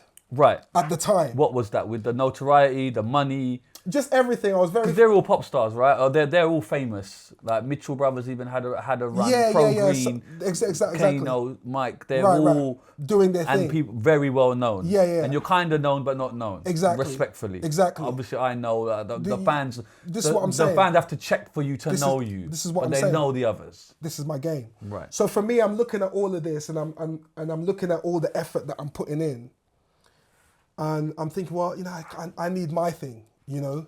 Right. And so whether it was a right decision at the time, but at the time it was like, obviously frustration has kicked in. It's like, oh, you know what, it's long. I'm just going to go and do it. Fuck everyone. Right. You know, don't give a fuck. How much they offer you? For Love Island? Yeah. I think it was probably about 670 grand or something. Okay. Big, good money, bro. Yeah, Well, yeah. you take that shit then, innit? Yeah. So obviously... Right. I was thinking, okay, I'm just going to go and do it and I'll come back. So you do the first ever Love Island? It was the second one I did, yeah. I don't know. All right, so who's on there? Callum Best? Is that Best, one? Bianca Gascoigne? Who else? I can't remember anyone else. Shane Lynch. Right, Boys on. Yeah. Yeah, there's a couple of other cats there. Right. Sophie Anderton. Right. You're going way back with that. All right. Right. So how was your experience on Love Island? Incredible. Yeah? Yeah. Mad. Is it the same format as you see No, today? it's a whole different form. I mean, back then you didn't you'd go into the hut and they'll give you a paper. You don't have mobile phones like they have here. Right, and there's no fire pit. I Okay. don't know if it was a fire. Could you smoke then? He said you could smoke then. Probably. Yeah, you could. Yeah, you could. Okay. Yeah. I mean, I didn't smoke, but Right. But You it do was well on mad. the show? Yeah, man, I smashed it. Come on. Yeah. How that far you get? I think I was Looking like Idris, prior to Idris. You get me? Mad, bro. Yeah. No, I did well, man. You know, I enjoyed myself. But you got to pair up with girls. Yeah, you got to pair up. So what I girls paired you up pair? with Bianca Gascoigne. Okay. For what, the whole run or the most? Majority of it, yeah. Okay. Which was a vibe. Right. Okay. And you get far, what, you find a way? Yeah. So what happened was we got near the end and I got booted off. Okay. See the thing with these TV shows, yeah? Let me tell you something about TV, right? These TV shows, whether you do Love Island or anything like that, you got to understand that when you go into these shows, you're making entertainment. Yeah. Doesn't matter, like I said, the voice, whatever. It's an entertainment show. Yeah. And these producers, all they care about is creating content that's going to be entertaining. Absolutely. That's the number one role. Even if it's at your expense. At your expense. They don't give two fucks. Yeah. Right? So the way that you smash it is by understanding that, one, they don't care about you. One. Two, that they're trying to create a TV show. Three, they're looking for characters, personalities. Yeah. And the personalities that they create, they're gonna have narratives for the show. So it's either you give them a personality, or they'll create one for you, whether you know, based on how they can edit things to make you look a certain way. Right. Or they'll just not give a fuck and then you get bounced off. But because I knew the game, and it was like a silent contract. Okay, I know what we're doing here. This is, I get it. So you play a character. Right. Right? And it was majority myself. I was playing myself, but obviously it's Leo the Lion. Amplified version. Yeah, of course. Yeah. So we all know the game. So you play the game. And so we did that for a while. So I hooked up with Bianca Gascoigne and then I got voted off. And then I think she hooked up with Callum Best. Right. And then they brought me back. Oh, they brought you back? They brought me back to the way, because it's TV. Right, and I was like, yeah, this is sick. Right. You know? So I had to jump out of a cake at the wedding day. because they did Mad thing. they did like a mad wedding, Yeah. right? And then it was like, okay, Leo, guess what? We're gonna bring you back. But the thing is, I know 100% for a fact that the voting thing is rigged, 100%. Right. But I'm cool with it Yeah. because it's storyline. Right. Get Leo off the show because every week I'll be like, yeah, I'll be the top 2 to be voted through. Yeah. Then all of a sudden we're Break having them like an emergency vote. Guys, get up! Emergency vote, right? So I'm thinking, okay, let me go. It's an emergency vote. I need to go back to bed. Let's get it over with. Whoever's going, bye bye. I'm going back to bed. Emergency vote, guys. Everyone come in. Right, Leo, you're out. Bye. Listen, what the fuck? Right? I'm thinking, what's going on? Yeah. So they booted me out, and so I'm baffled. I'm like, how can I be booted out when I'm like smashing it? Like, every week I'm getting the highest vote numbers. right. All of a sudden, some random voting. So anyway, a week later they said, "Oh, guess we've got an idea." So Callum's with Bianca now, your bird, right? So we're arranging. We're arranging for them to get married, right? So Arrange for them to get married. So You know? during the wedding ceremony, we're gonna get a massive cake, and we're gonna put you in the cake. So when they do the vows, is there anyone that's supposed to think? We'll give you a cue, and then you fucking jump out the cake. Right. Ta-da! Bitch, what the fuck you doing? Right. And you did that. Yeah, I did that. Jokes. How did it go? Oh, sick. But the funny thing is, like, But did she leave him for you or what? yeah, of course. Oh, she left him. Indeed. Wedding done. Yeah, done. Idris is back. So you mad? No. Right. Okay. But again, all of these things is fun. It's just vibes, you Yeah. know? And so I did that. Imagine social media then, bro. That would mad, have yeah. gone mad. Crazy. Million People followers. don't The know- next day, yeah. Leo's back. Hashtag Leo's back. there's a- Leo Cake Gate. Cake Gate. You mad? Tearing, yeah. So that was a vibe. So I did that. Yeah. And then obviously I was like, cool. Hey Mike, what's up? Let's Right, you're back out the show. back out the show. I said, cool, let's get Right. back to work. Are you with Bianca now? Or is that just TV? It was TV vibes. After that, you're like, Yeah, it's like, cool. TV was cool. You go your way, I'll go my way. Well You done. go your way, I'll go your way. I've got this whole new batch of birds now. Right. From this over. And so, I mean, you can stay if you want. Yeah, But, I mean, but I'm you know, busy. the funny thing is, I know I'm the one that gets. I've never dumped a girl in my life. Right. I always get dumped. Why? They get fed up, innit? Yeah. It's long, Leo. Yeah. You know, it is what it is. It is what it is. So, Yeah. it's like, That's the way the cookie it's crumbles, just mate. like, You yeah, get me? I always All get right. dumped. You come off the So I show. come off the show. 70 bags richer. Yeah, well, What- when management take their fee and everything like How that. much they tax, taking, oh, bruv? Bare, Tax. bruv. Like, yeah. You just get robbed. I mean, this game, you get robbed. Like, back in the day, you just get robbed left, right, Right. and centre. Okay. And then you ring Mike and say, I'm back. I'm back. And I take it that goes down like a lead balloon. Mike's like, who? Is that what he says? Who are you? So where? Yeah. What, literally said, who are you? Them ones. He said, who are you? Pretty much. He did, I don't know you. I don't know you. Wow. Yeah. And then, so how was that then? Done. You didn't try to contact through anyone else? So Mike took that as proper disrespect then? Yeah, hard. Okay. Looking back, can you blame him? Looking back, I can understand, yeah. Okay. And I mean, listen, looking back, yeah, I can understand. and obviously, I don't know him, I've never met him, but in hindsight, I presume now one can see your angle. It's an opportunity. So- you got to fly, you got to take it. It's good money. Yeah. I think, you know what it is? It's like when you invest so much in something Yeah. and you don't feel like you're just being reciprocated. Yes, Right. it's great. I'm part of an amazing thing. Like, you know, being part of the streets was amazing. Mike Skinner is incredible talent. Not, you know, Yeah. let's not get it twisted. It was an amazing opportunity for me to be involved in such a Yeah, absolutely. thing. Iconic, you know. Yeah. But it was one of those things, like you say, you're seeing other things happening, the Mitchell Brothers, Professor Green, Yes. example, and then you're just there, and you know that given the opportunity, you can kill it. Yeah. Like if you give me the opportunity, Yeah. I'll murder it. Right. You understand? And so I'm like, I've just felt like the help.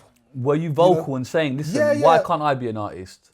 Yeah, of course. Did you It's not like, what's speak to going- the label? Like, listen. No, it's like he never got to Speak to them. Speak to the label.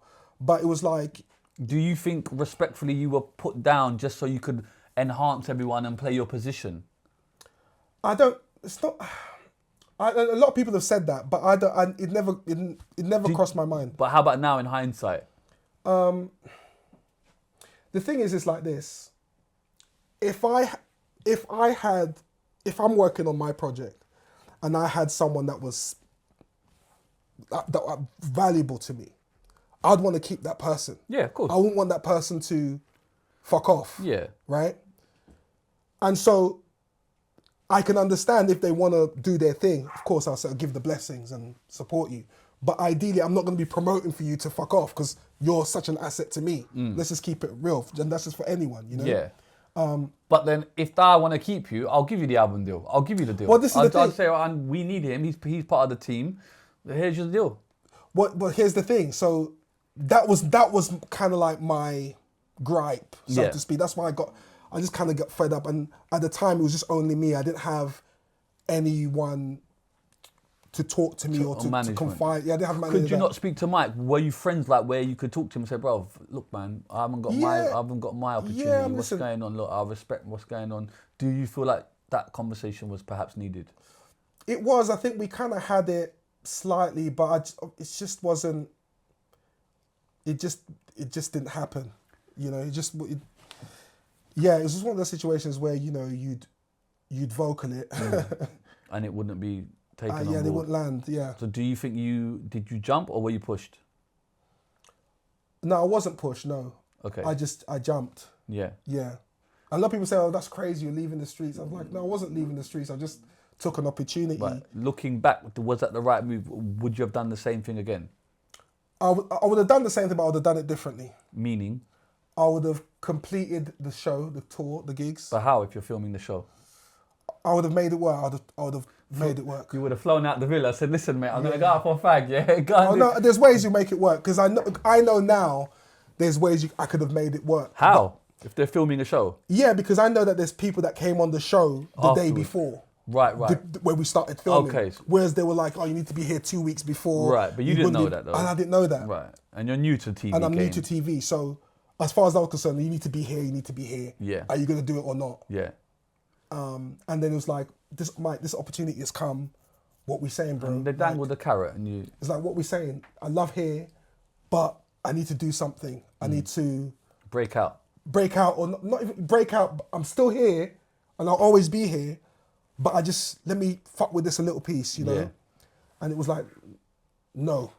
You ever you ever spoken to Mike since? Yeah, I mean, the funny thing is, I mean, there was a time, obviously, you know, the streets kind of settled down a bit.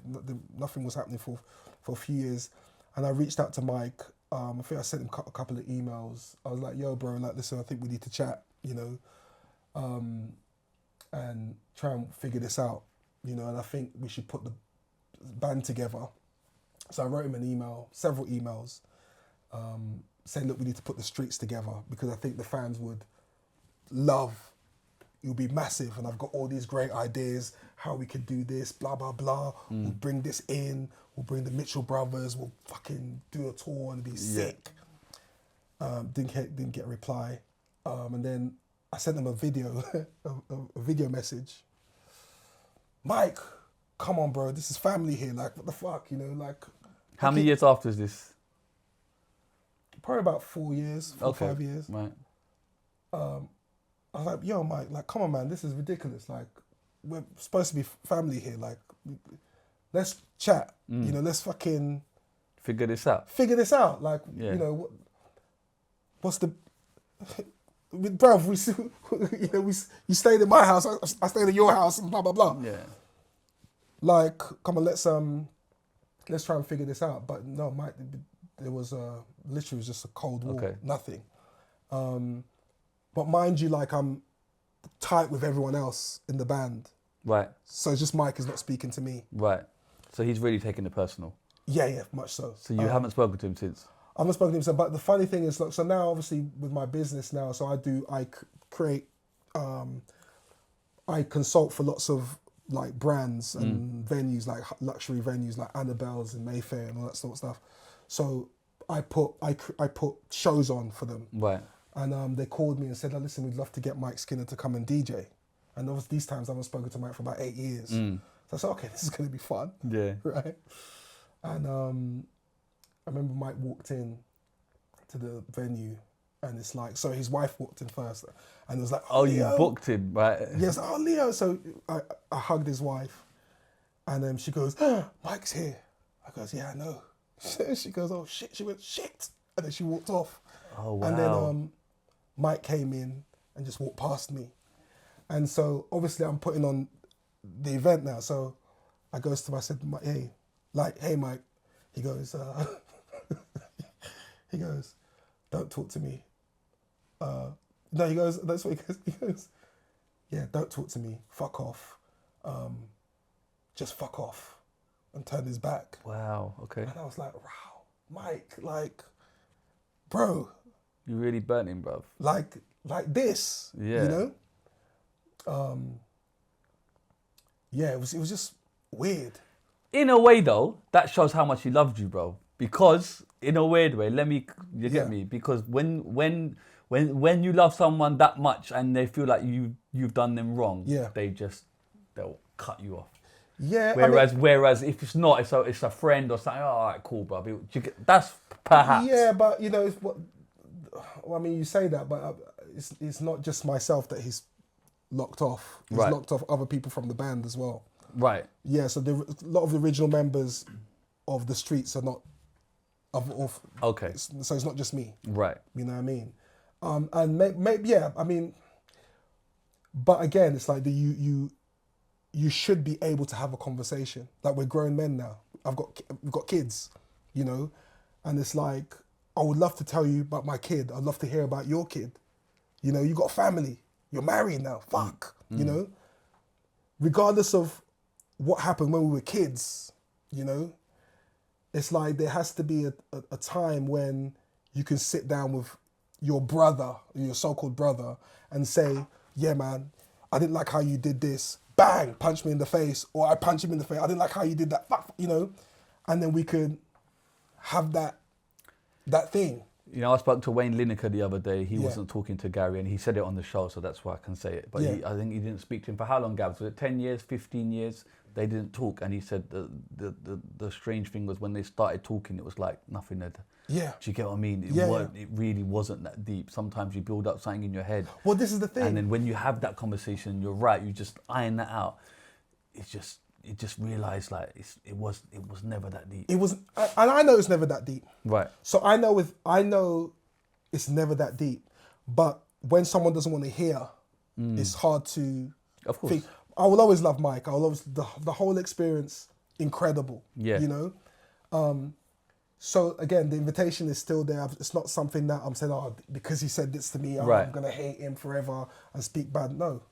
So if Mike reached out, you'd be cool to. Absolutely, yeah. Yeah. I've spoken to Tim, his manager. Tim. Tim.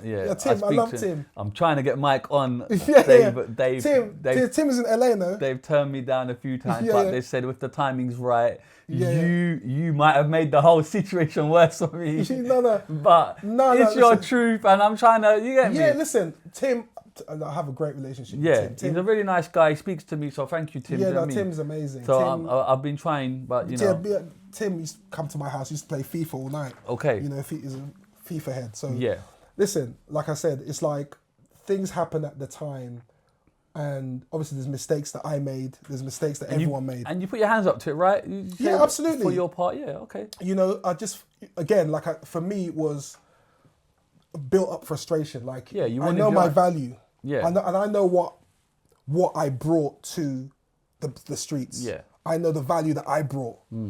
And so it's not like, oh, he's just Leo. No, this is the shit that I'm bringing. This is what we're doing. Yeah. Because when I come in, I'm coming in. I'm, you know, we're gonna do this vibe. Like, show wise, it's gonna be incredible. The whole experience that you're gonna have if you come to a streets gig, mad. You know, because I know how to put on shows. So all of those concepts and ideas is the things that I'm bringing. And so I felt, okay, it comes to a point. I mean, I don't know if I should say this, but okay. So we did a 10 rounds tour, right? And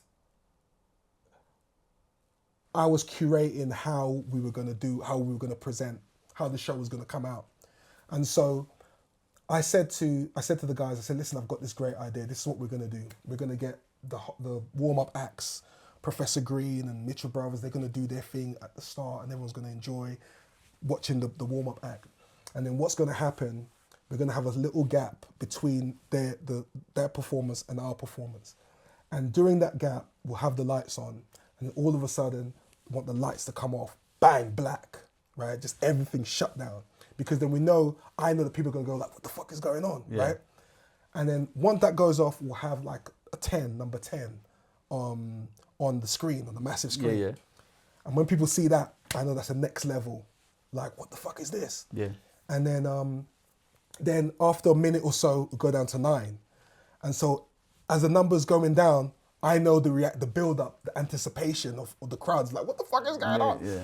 And so it'll get down to 0, and then I want rumble, like rumble sound. And so we're all backstage, and obviously we're doing the tour every other city, so we're laughing because we know what the crowd are going through. And so I said to the guys, I said, listen, okay, so what's going to happen is, I want Johnny Drum Machine, who's a drummer. I said, Johnny, you're going to walk out, and you're going to stand in the middle of the stage and eat it up, because people are going to be going mad. Eat it up, have your drumstick there, and then you got to walk around, get on your drums, and start playing. You right? And it's just a beat.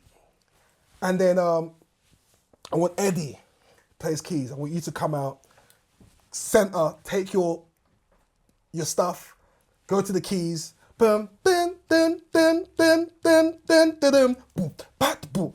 Everyone's going mad. Then I said, Wayne, come round, go take your stuff, get your bass. Boom. It's going mad. Right? Everyone's going mad. And then I said to Mike, now, I'm going to come out and I'll take my piece, right? And then take my position. And then you come out after me, but you start talking off stage, because that's the next, you don't walk on, you start talking off stage before you walk on. So I'll come out before you. And then Mike was like, no. What do you mean? He was like, no, I'm not coming out after you. You come out last. And I was like, that doesn't make sense. Yeah. Like, you're the guy. Yeah. Why am I coming out last? Don't, like, right? Yeah.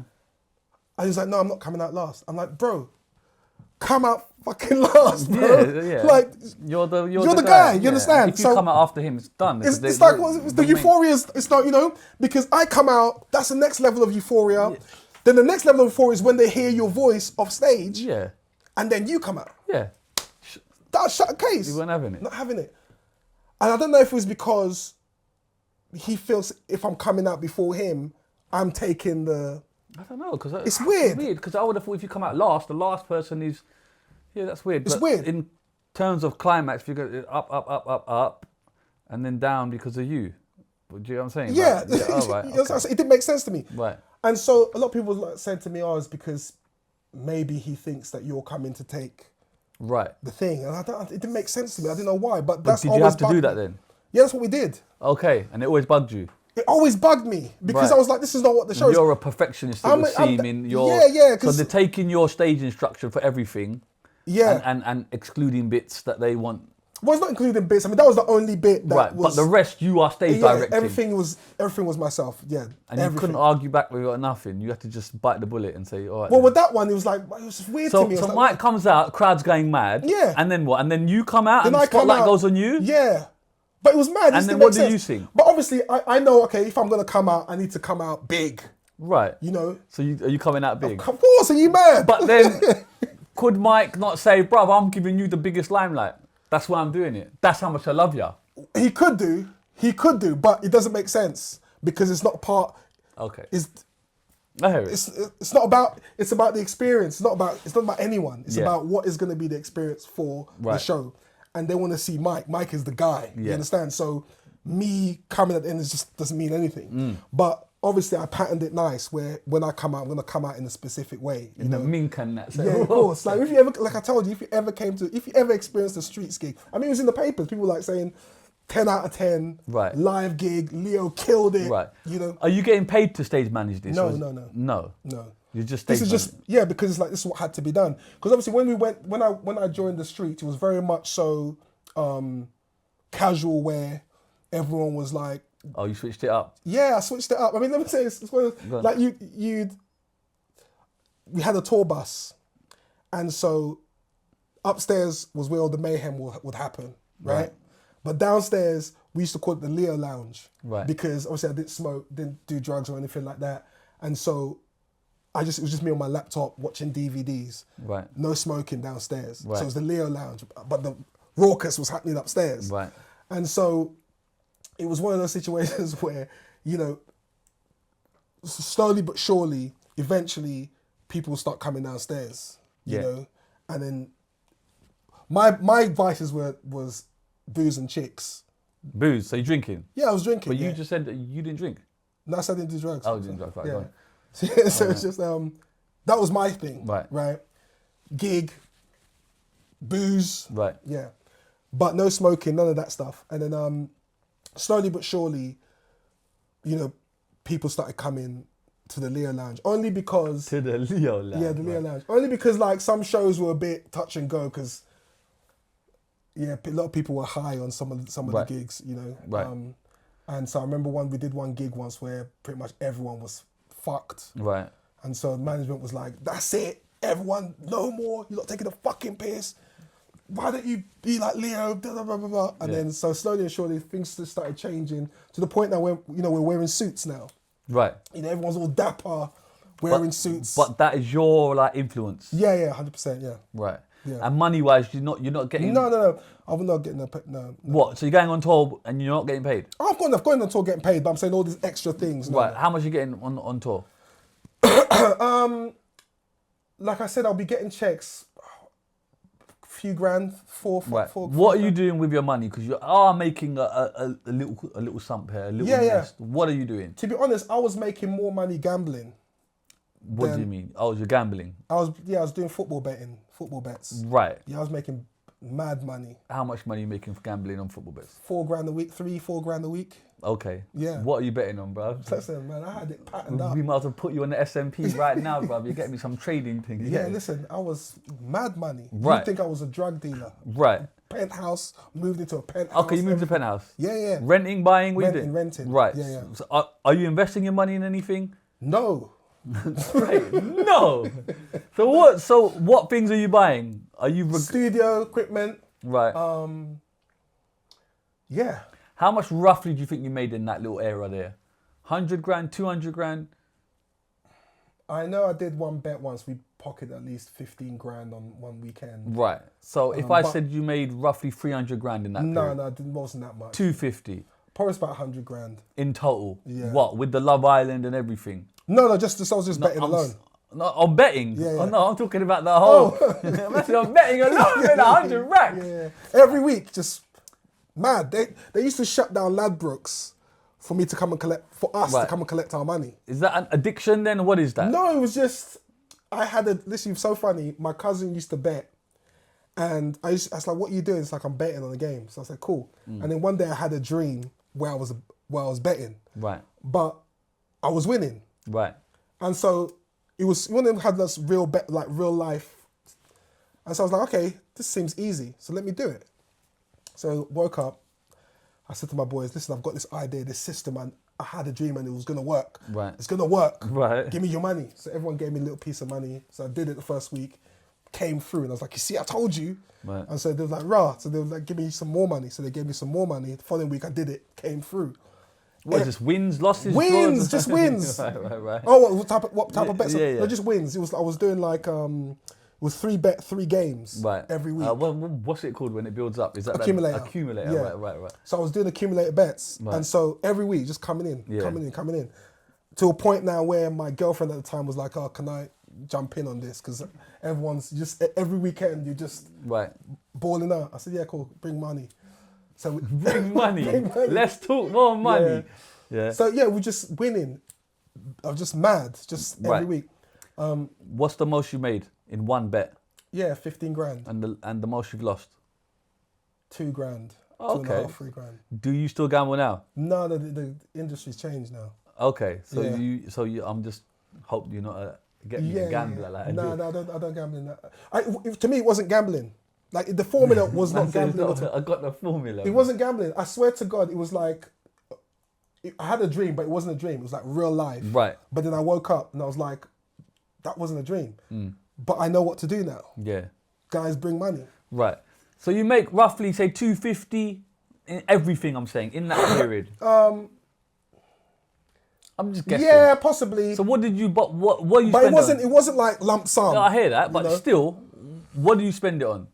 Don't know. Oh, mate, I was stupid with my money. I mean, when I came off Love Island, I was homeless because we were on tour for so long that I forgot that I had an apartment in London. Right. When you go on tour, you become mad.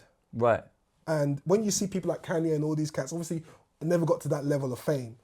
But when you tour, like doing a gig, and then after the gig, you have your after party that you get on the tour bus and you go to another city, and then you do the warm sound check, the gig, after party, tour bus, go to another city.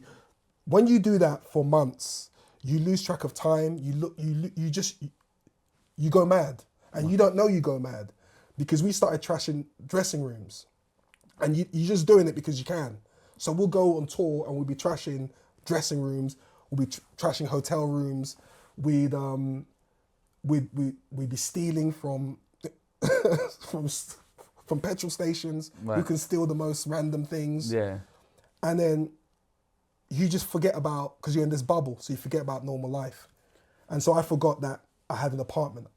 I forgot I had it. I forgot. And so all your stuff just outside of the yeah, rubbish, literally, like. I had to get my family to come put my stuff into storage. Right. And so when I finished Love Island, I had nowhere to live. So I stayed. My brother goes, his friend works at the Savoy. You could stay there. It's only like 250 a night or something. Right. It's me, okay, let me go there. So I was there for about 2 months, 3 months. In the Savoy? In the Savoy. Going crazy. But, because you think money's coming all the time, you don't Right. think... So at the time, I was just spunking money, just, Right. Addison Lee's everywhere, going to all these celeb events. Penthouse. And then you get the penthouse. I got the penthouse was before. Okay. Yeah. Living good. Yeah, I was just enjoying, so when you ask me, I'm like, yeah, where did the money go? Right. Fair enough. Just going back to Nite Nite, did you write any of that song? No. No, so I remember when we recorded that, this is what usually happens with these gigs. It was more of, here's a song, this is the melody, these are some ideas, just go into the booth and just vibe. Yeah, but that vibing is you then writing then? Is that not a writer's credit? You could class it as that. How do you class it? At the time, it was just vibing. But, all right, example, Angie Brown's been here. She sang on Mark Morrison's Return to the Mac. She sang the talking bit in the middle, where the girl talks, hey, Mark, don't know. Yeah. That's her. Yeah. And she said, I actually made that up. So technically, I'm a writer. Yeah, but what happens is obviously because you don't really have representation, and it's like, for me, it's like this. I personally wouldn't want to take credit for things like that. It's weird. But if you feel because like technically you could say but it's like for me it's like if I have an idea so and you're happy with just you're not getting the writer's credit for any of that stuff. Yeah, I'm cool. Yeah. And the production credit, are you getting any production? No, I don't. Did you produce No, Mike did the production and that. Okay. So it was one of those things. I know we've recorded that in the bed. It was like, hey, Leo, this is some ideas. But in general, like the street stuff, did you produce anything? No, Nothing. No, didn't produce anything. You didn't write anything at any time. It was pretty, like, for example, it was pretty much go into the booth, knock yourself out. Here's some vibes. But what do you mean by vibes? As in like lyrics? some lines, some ideas. Okay. Like, for example, with the Mitchell Brothers album. If I give you bullet points of ideas and then you then make the lines and the melodies and that, does that not make you a writer? It probably. And I'm trying to be so impartial. No, I get it, but it's like I know that if I had a manager, he'd be like, "Yeah, I want credit. I want this, like that." But as an artist at that time, I was like, "Oh, you want me to vibe? Okay, let me just go and vibe." But looking back now, do you think you should? that's something you should have had? Obviously, of course, you're not going to turn down money if you understand what the thing Right. are. You say, yeah, listen, break me some extra piece, Right. you know. Right. I know even with the Mitchell Brothers album, you know, if you look at the Mitchell Brothers, the Fresh Time, I mean, I'm pretty much on all of their songs. Right. Did you I didn't feel write I in got any paid. of that? No, it was more. Okay, so when people say write, for me, it's like me sitting down and writing. But for me, it was just more about going to the studio, vibe. Yeah, but whatever vibe comes is out. also writing. I don't Yeah, think yeah. you don't have to get a pen and I paper. get it. You're in the I booth get and it. you go, yo, you get me? Boom, boom, boom. That's Yeah, an yeah. idea. That is now writing. Believe it or not. Yeah, Okay. What songs of the Mitchell Brothers you do? All of it? yeah, pretty much all of Did it. you do Routine Check? Yeah, I think so. I can't remember, bro. I know probably that I didn't do, but everyone else, Lonely with the TV. And then there was the one in the shops. What was that with Sway on it? Yeah, I did that Harvey one. Nicks or Harvey something. Nicks, yeah. You did that? Yeah. Right. What part of that did you do? You Just the choruses and stuff like that. Yeah. Right. And again, you don't say you wrote that. No, because I didn't write it. Okay. You vibed it. Vibe, you just vibe. Okay. And then like Pro Green, what We did a songs? couple of songs on Pro Green. What did you do? Can't remember, bro. What songs? Yeah. I know, but we shot a video in New York for that one. And you don't even know what it I was. remember. Wow. Like Example? Anything? No, with I didn't example? do something on example, Okay. no. So Pro Green, Kano, Mitchell Brothers. Yeah. And Mike, yeah? Yeah. All right, cool. Right, you ring Mike, you don't want to know. Don't want to know. What do you do then? So I was like, cool, whatever, let me just carry on with my stuff. So then I figured, okay, you know what, I understand the game, the music industry, but I want to now understand the behind the scenes. Right. And so I know I got a call from Tony Mitchell from the Mitchell Brothers, and he was like, oh, why don't you go and do The Voice? Right. And I was like, no, I'm not going to do The Voice. He goes, yeah, go and do The Voice, man, it's a vibe. And I said, okay, you know what? Let me do The Voice. Right. Because it wasn't for me to go and win anything. Right. It was more about, I want to go and start making connections with these TV people. The Voice is a few years after. A few years after 2013. I think. Right. So let me, So at what year you come out of Love Island, sorry? 2007, 2008 or 9. Okay, so it's about a 5-year gap. Yeah, yeah. So it would appear that you have vanished from like a audience point of view, like Leo's not Yes, about. yes, Do you yes, know what I'm yes. saying? Yeah, yes, yeah. Okay, and in that time, just summarize it. What are you doing? Between that time, just recording. Right, trying to get back up, Yeah, trying to just just recording songs and... gambling. No, gambling had Right. finishing. Are you working or you No, you just- got enough to just keep Yeah, you I going? got enough to be Right, doing what I'm doing. Obviously, some projects will come, some gigs will come, and I'll do that. right. Some garage gigs will come, and I'll be Cool. just doing all that sort Okay. of stuff. So then Tony Mitchell says, go on The Voice. So Tony goes, you go on The Voice. And initially I was like, nah. But then I thought, you know what? Let me go on it from a business perspective, you know, and try and make connections on that side of things. So I had a friend that was one of the producers. So Right, we did that. And we got on the show. right.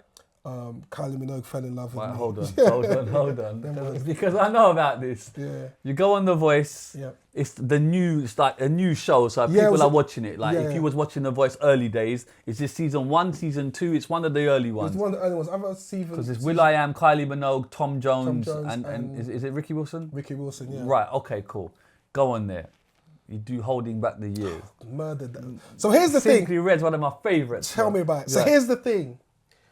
So when you go on the show, the producers will come and say, they'll tell you what songs to sing. Right. And when I went to the initial meeting before the show, I had an idea. I said, I know what I want to do, right? But what the producer says, no, I want you to do Suit and Tie with Justin Timberlake. Right. And this Suit and Tie. And I was like, no, that's not a singing song. That's just a vibe, right? And they were like, no, we want you to do it. Go and this is the song you want to do. I said, no, I want to do Simply Red. It's like, it's a jam. No, you're doing this song. And I said to myself, okay, they're kind of pushing me to do this song. So maybe I should just do it and vibe it. But then I got another call from a record label guy who was consulting for the show. And he called me and goes, Leo, why are you doing Suit and Tie? I goes, yeah, because the producers are was like, no, forget the producers. Like, do the song you want to do. Because the worst thing is, imagine if you do Suit and Tie and then You don't like it doesn't land. Yeah. Yeah? You be kicking yourself. Yeah. And so you might as well die on your own sword Yeah. and do what. So I called up and said, listen, I'm not going to do show unless I'm do Simply Red because I know how I'm going to do it. I'm going to produce it. We're going to do it like this. I'm going to come out like this. I'm going to do it. So they were like, oh, Yeah. come in. So I Right. started working with the band and stuff. Right. So obviously I did the show and I actually, originally I filmed, it was the 4th show that I filmed. But because I had such a great reaction, they used That early one doors to get the- as Right. the first show Right. to launch the new season. Right. And so that was one when Kylie Minogue just lost her mind. Are you worried about not getting a no turn? Because because you're coming back out now, Yeah. you're from the streets You know, and so- that. If you don't get a turn, you're gonna get cussed, bro. Yeah, but you know what? That never crossed my mind. Okay. It's you're weird, so confident isn't in it? yourself. Yeah, because like That I makes said, sense. I know what I'm gonna do. Yeah, no, I hear it. You know, it's weird because like thinking the fact of like, raw. Did I just go out there cold? Because it could have been. Yeah, but you do it with swag. You get me? You do your thing. Yeah. So it was crazy. Okay. It never crossed my mind. As far as I was concerned, it was just like a normal day. I'm gonna Right. go and do my thing. It's a big tune. Like, how can you not? How? Yeah, no, I hear it. I know? hear it. You body it right. Yeah. Kylie turns. Who else turns? Will turns. No, Kylie turned and Tom Jones. Right. Tom Jones. Yeah. Big legend. Yeah. Okay. How is that when they turn? Is it a relief, like yo, or just No, it was just. standard? Okay. Okay. Do I sound arrogant? Nah, I hear Do I it. sound like a dick? But then Kylie Minogue Yeah. goes mad Yeah. for you. She's like, Yeah. it's a bit too much. Like she's not no other contestant. She's like falling in love with you, but when you watch it, like she's onto you differently. Yeah. How is that, bro? Yeah, it was crazy because obviously, you know, Kylie Minogue, innit? You'd fancy Kylie Minogue from Neighbours. Yeah. You know? So, Charlene. Charlene. Right. Yeah? So I was like, right, that's Kylie Minogue. Yeah. And she's on me, like, what the, you know? She's onto you. Yeah, hard. And, Like giving you props, yeah. different types of props. Exactly. But again, I know it's a TV show. But even Yeah, then, yeah, like that is she's blowing up your ego there. Yeah, surely. yeah, of course. Right. Yeah. And then you got Tom Jones, who's another legend. Yeah. But I suppose you can't even pick him because it's There's like, no way I was going to pick him. Are you mad? Right. As much as you respect, No. like, come on, bro. Yeah. After this, she used her bum cheek. And you know about Kylie and her bum with Dustin. Right. Long. So she used her bum She cheek. used the bum. You can't use your bum cheeks to do it, and I'm gonna say no. Come on, man. What's up, a guy am I? Facts. You know, it's not gonna happen. Facts. Right.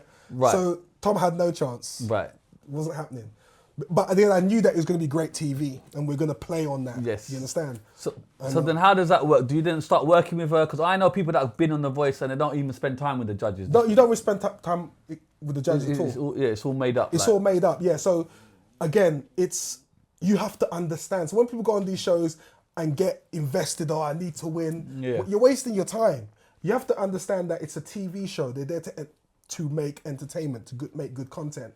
And so they're looking for personalities, people that get it, that then they'll bounce off you and then create narratives that's going to be entertaining for the viewer. But are you thinking like Kylie's onto me? Yeah, of course. This could be something. No. Yeah, it's mad. Listen, I did a painting for her. I painted her. I did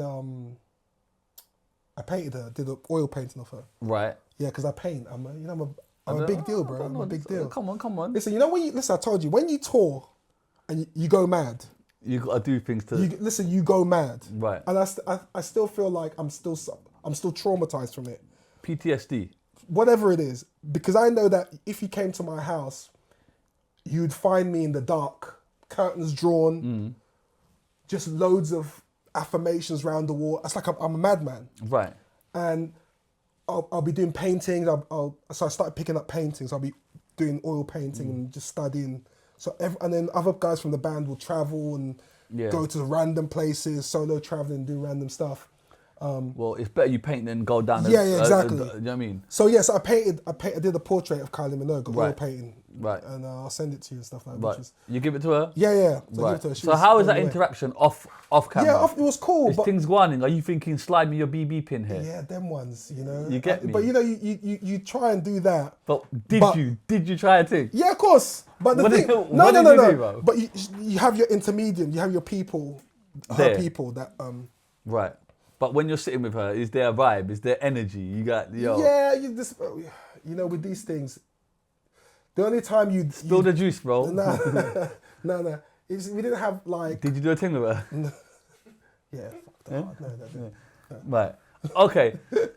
So she's really championing you, right? And then you do I Want to Know What Love Is, isn't it? Yeah. Is that the next tune? Right. Okay, cool. I want to love, yeah. Right. And then like you don't progress. Yeah, mad. Do you think what's going on there? It's a TV show. Yeah, but if she's championing you, surely she would pick you. Or do you think No, she no. was told not to because No. she's gone too mad about you? No, okay, so It's a bias. I understand what I was used for. Right.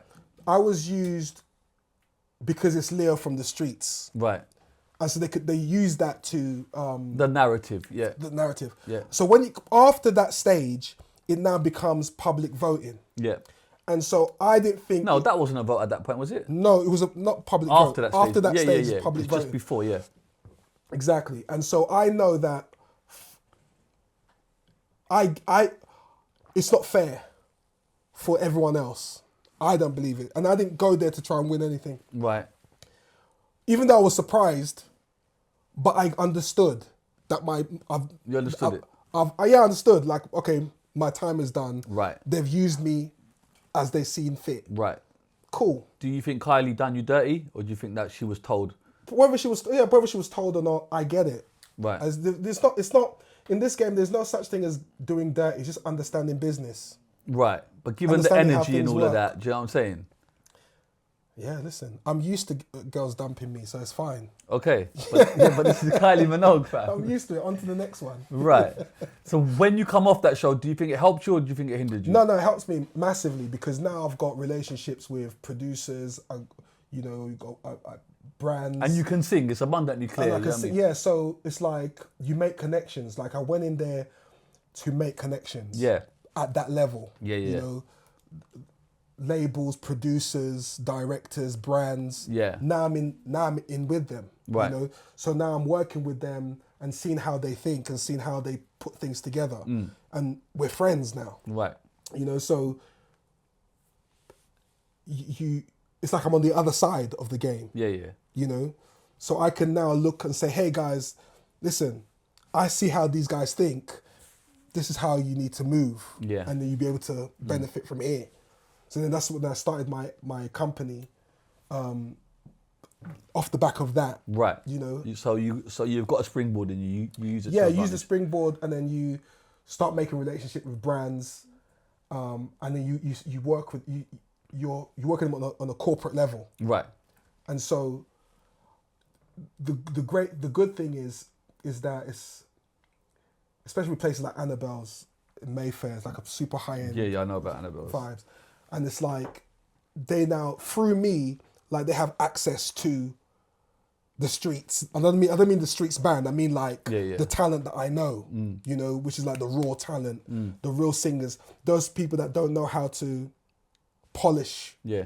make themselves palatable to this environment. Yeah. Because they're a lot of, I won't say road, but they're very raw and they're not refined. Yeah. But now I can see the talent and refine it, make it palatable for you. That's why I can bring you from nowhere and put you on this stage. So you're like a middleman, a man. Yeah. Okay. You understand? So And you so- go into that more. Exactly, because these guys can't go there. They don't have access to there, but only through me. You understand? And So you're like an agent? yeah, I would say I'm an agent, consultant, I would say. Agent to musicians, consultant to brands. Right. Yeah. Just to put a pin in that, when you go on The Voice, Mike's very vocal to say you were never part of the streets Yeah. and stuff like that. Is that hurtful, I presume? Yeah, it was, because he's very public with it, do you know what I mean? Yeah. And says you're not part of the streets, Yeah. you were a session singer. Yeah. Those type of words, very hurtful words.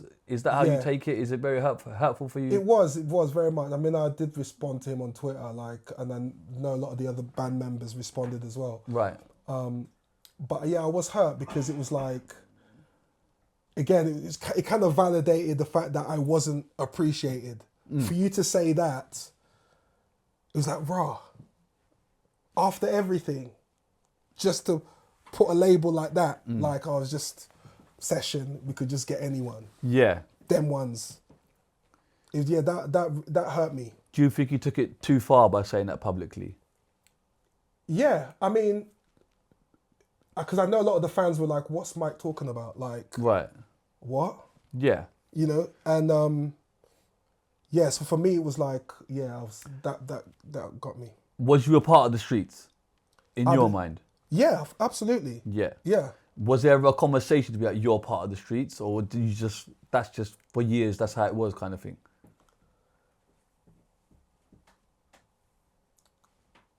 Was there a conversation? No, there was no. It was no. There was no. Well, it's like this. When you tour for about 3 years, Day in, day being out. introduced as the streets, we are the streets. You're on the album. You're recording stuff for the album. You're part of the infrastructure. You're recording stuff for all the other acts as well. You're very much integrated in the whole run-ins of The streets. the streets. Yeah. So it's not session. It's none of that. Right. You know.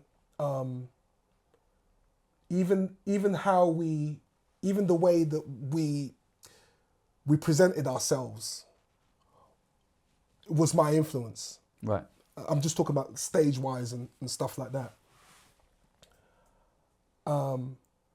But we never had a thing of officially. Like, yeah, you're in kind of thing. Yeah. You just kind of did, like, it's abundantly clear, like, you're around it. Yeah, it's like, and again, it's like I didn't, paperwork and stuff like that, never signed a contract or anything like that. Right. We'd even signed a contract for the gigs. Right. It wasn't, and the thing, it never crossed my mind. It was just, okay, well, this is what we're doing now. This is us. Right. You know, so there was never any paperwork. There was never any official thing. It was just much so, take one day at a time, we'll do this, and then we'll do this next, and then we'll do something else like that, and then we'll do another thing. So it's, I know that if I had representation, they would probably thought otherwise and said, hey, let's put something down. But at the time, I was having such a great time. I was enjoying myself. I was traveling. We did the Brit Awards. You know, we was just vibing, you know. I know the value that I brought in there. I know the value that more value that I was going to bring in. The fans saw it as well. The fans were, it was a great family. But no, it wasn't, there was no official... So when he puts that out, do you think he even needed to do that? Like, is that just an attack? Do you know what I mean? Because the BBC are using your streets heritage, I suppose, for their promo. Of course. And then he's come out So and hold on, this guy's got nothing to do with the streets. Yeah. So no, I know why he did that, because obviously he didn't value the show. So he didn't want the show to be tagged with the streets. Yeah. So he just did that to disassociate the show. But that from, makes you the fall guy. You're the guy in the middle. You're the guy taking the shots. Yeah. So you're the guy getting persecuted on. Yeah, because it was the fact that I'm on this show discredits the streets. Yeah. So let's just get rid of that. Yeah. Because we don't want that to be in a line. In a way, this is not what the streets are. So this is it. Yeah. But he's cutting you loose to the lines. Yeah. In a way. That's not us. He's throwing you under the bus then, maybe, perhaps. Because to say that Leo was never part of it. He's a session singer. Yeah, that's dead, bro. This is, you get what I'm saying? Yeah, it's long. Yeah. I was really hurt by that, you know, because it's like, I know the value that I bring. Yeah. I know, like I said, everyone knows, you know, and I know even some of the other band members chimed in and said, Mike, you're chatting shit, you know, like, don't delete that. Yeah. It's nonsense. Yeah. You know? You know, Mike doesn't talk to those guys either. I mean, Mike doesn't talk to the original band. Right. and that's for other reasons as well. That's Yeah. other things. That's their issue, right? That's their issues. But yeah, I felt like I was, because to me, I know that it's not that deep, bro. At all. People don't care. You think they care, but it's not that deep where people are going to think, oh, what, he did that? Oh, we're definitely not going to listen to him sing. We're definitely going to listen to Street Symbol. No one cares, bro. It's not like, you know, I've done some heinous crime where it's like, I need to disassociate myself from this cat because he's a rapist or acting murderer. acting like you killed someone. You know what I'm saying? It's like, oh, we can't be seen. Yeah. It's not that deep, you know? And I know, like, I've got people that come up to me till today saying, yo, Leo, man, come, let's do this, or take a picture, or I loved you doing this song, or blah, blah, I saw you guys here, and, you know, I went to this, changed my life, or what you did when we met backstage. So all of that stuff, I know that the fans don't care about any of that nonsense. But I think Mike was just protecting his brand. I hear it. Yeah, so, yeah, I mean, you got to ask him. I've spoken to management, and, you know, since then, I get along well with Tim. Tim is family to me, so it's like, you know, Tim is kind of like the middleman. You know, Yeah. You know, I'm like, Tim, like, speak to your boy. Poor Tim is stuck in the middle of motherfuckers. Speak to your boy, like, what the fuck? Like, you know. All right, so that's like 2013. So you get into this kind of thing where you're managing artists and bringing them on stage. So is that what you've been doing then? Because obviously publicly haven't seen you. Like, you were acting a bit, weren't you? Yeah, I'm doing some acting and stuff like that. No, but you was on TV. Yeah, of course. What shows you doing? I did a BBC comedy recently. Right. I can't remember the name. Fucking, I'm the worst, isn't it? Right. Yeah. Shit, Google seems to place you in Eastenders. Why is it doing I that? did Eastenders. I did a few scenes there. Yeah. I did like some comedy stuff on BBC. I did like I've done some what's it called now? Banged Up Abroad. I don't know if you know that show. No. It's like a okay. It was so great. then, what about your own music? Do you drop music? No. So I mean, I've got music. I mean, the music I've got is ready to roll. Why have you not dropped music though? You're on these shows. You're on The Voice. You're on here. I think they know you as a singer. Yeah. There's not a solo project from you. There's a solo project for me, but it's not. I'm not putting it out yet. So just to be clear, there's not a single album from Leo the Lion out there. No, there is, but it's but there is a Leo the Lion album that is ready to roll. Yes, but it's not going to come out. Right, but what again? Why have we not heard in 20 years a project from Leo the Lion? Okay, you've had problems with Mike and all of that. Right, but so respectfully, you have got ample time if you had. Yeah, but it's not. Listen, it's the thing about this industry. Once you really understand it, is that you can have the best records and you can have everything, but if you don't have the infrastructure in place for your project to land, promo, marketing, it's long, right? And so you need to have the finances in place to drop records and singles consistently. Right. Because it's not about having a record and then you put some money in it and then you see how it goes as an independent. Right. It's long if you don't have the infrastructure in place. Right. The industry is rigged. But some people have gone that route and they have done well. The independent route. Because you've got a fan base from the streets. You could have used that and dropped something. And For me, it was more about, is the juice worth the squeeze? Like, at the end of the day, it's like this. I got to a point where it was like, okay, you know what? I need to make money where it's not reliant on me going out and gigging and putting out records. Right. Because for me to put out a record, I need to spend money consistently. And I need to spend money on this record, spend money on this record, spend money on this record, and then hope that I could get a return on my investment. A lot of people that put records out don't get a return on their investment. Right. Well, they might tell you differently, but I know it's 90% chance then you're not getting a return on your investment. Yeah. Right. And so you can put all these records up, but you're getting broke. At the end of the month, you need to pay your rent or your mortgage and stuff. Yeah. You know, and so you see a lot of artists that have success, but they're broke. They don't have money, and they're chasing a dream that they can't facilitate, really. You know, and so the industry kind of gives people the illusion that you can do it independently. But what I've experienced and what I've seen from other people, that yes, you can put a few tracks out, but it only takes you to a certain space, right? You wouldn't get into the levels to go to the next level. You wouldn't like be able to get your songs on Radio 1 playlist. Right. Because the record labels run, it's a racket. They run that. Right. You're not breaking into that. You're not gonna get a A-list, B-list or C-list. You're not gonna get any of those things, right? So the illusion is that they make people believe, independent artists believe that they can achieve those things, but you can't.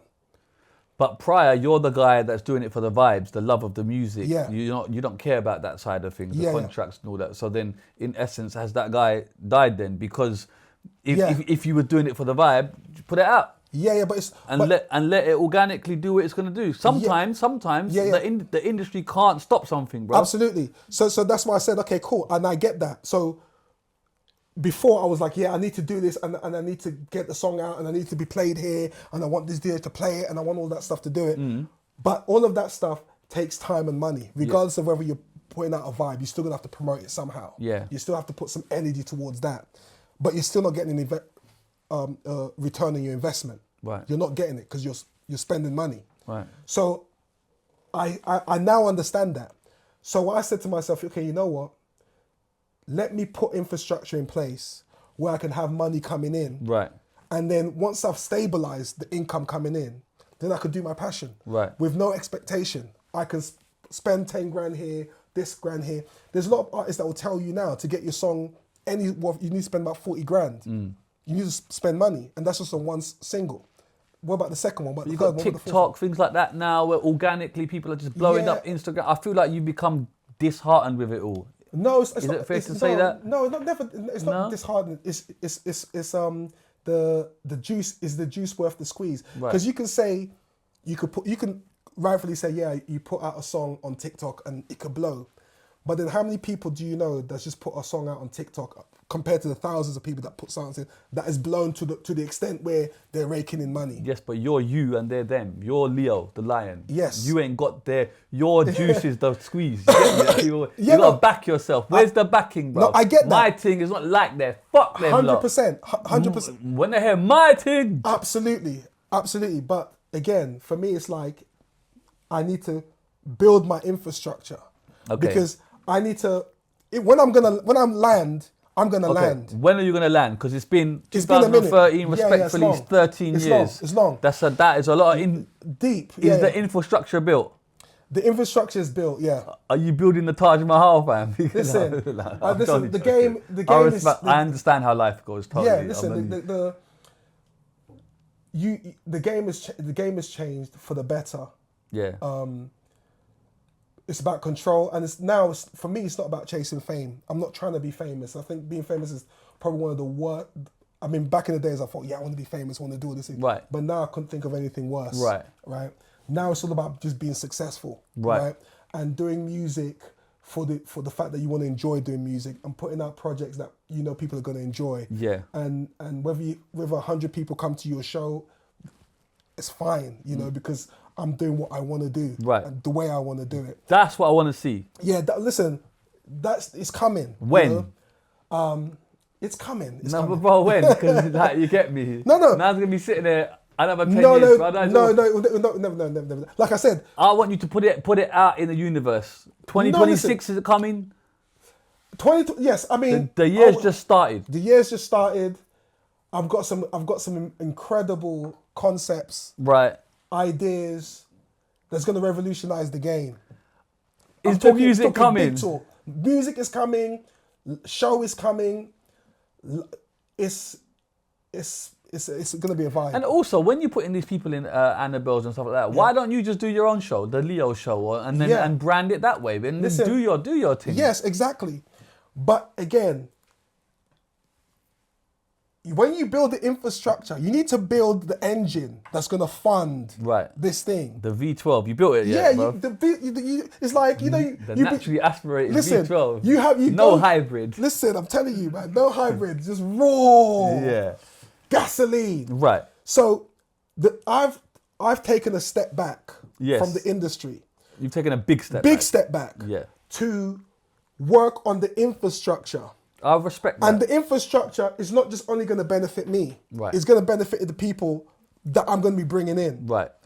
So I'm building a universe where singers coming in, we're all going to be able to eat and not have to rely on labels, rely on radio play, all of that. It's a scam, right? And so I had to go back to create that. Where it's come to a point now where I have hundreds of singers message me saying, "Hey Leo, can we do this? Can we do that?" A lot of frustrated singers that have tried to be successful, have tried to put records out, have tried to get signed and stuff like that, and it's just a brick wall because they don't understand how the industry works, you know. And the industry gives you the illusion that you can be successful, but for me, I know that to be successful, the way that I've been successful to get to all the things that I've done is by forgetting all of the mainstream stuff and focusing on creating your own show, your own music, creating your own tribe, your own fans, and just focusing on that and forget what the industry, the carrot that's... Have you created it? Yes, I have. When are we going to see it? I'm a fan, I want to see it. The fans watching this now, I want to see it. It's coming, 2026 is What coming. is it, a stage show? It's a stage show. Have you got a name for this? Yeah, the working name is called the LXU Universe. Okay, why is it called the LXU? Bob, you spilled the juice now. You might as well tell me. You can't just do that. Why is it called the LXU? It's a working title. The reason why I don't want to say it, because it's not something that I say, it's something you're going to experience. Okay. Yeah, so that's the thing about these things it's about I don't want to ruin the experience by telling you. I want people to be like, what the fuck? Do you know what? I don't want people to look at and think you haven't been doing something, or Issa has been, or one hit wonder, and all this shit. And I don't really, you know. And I know you've been busy.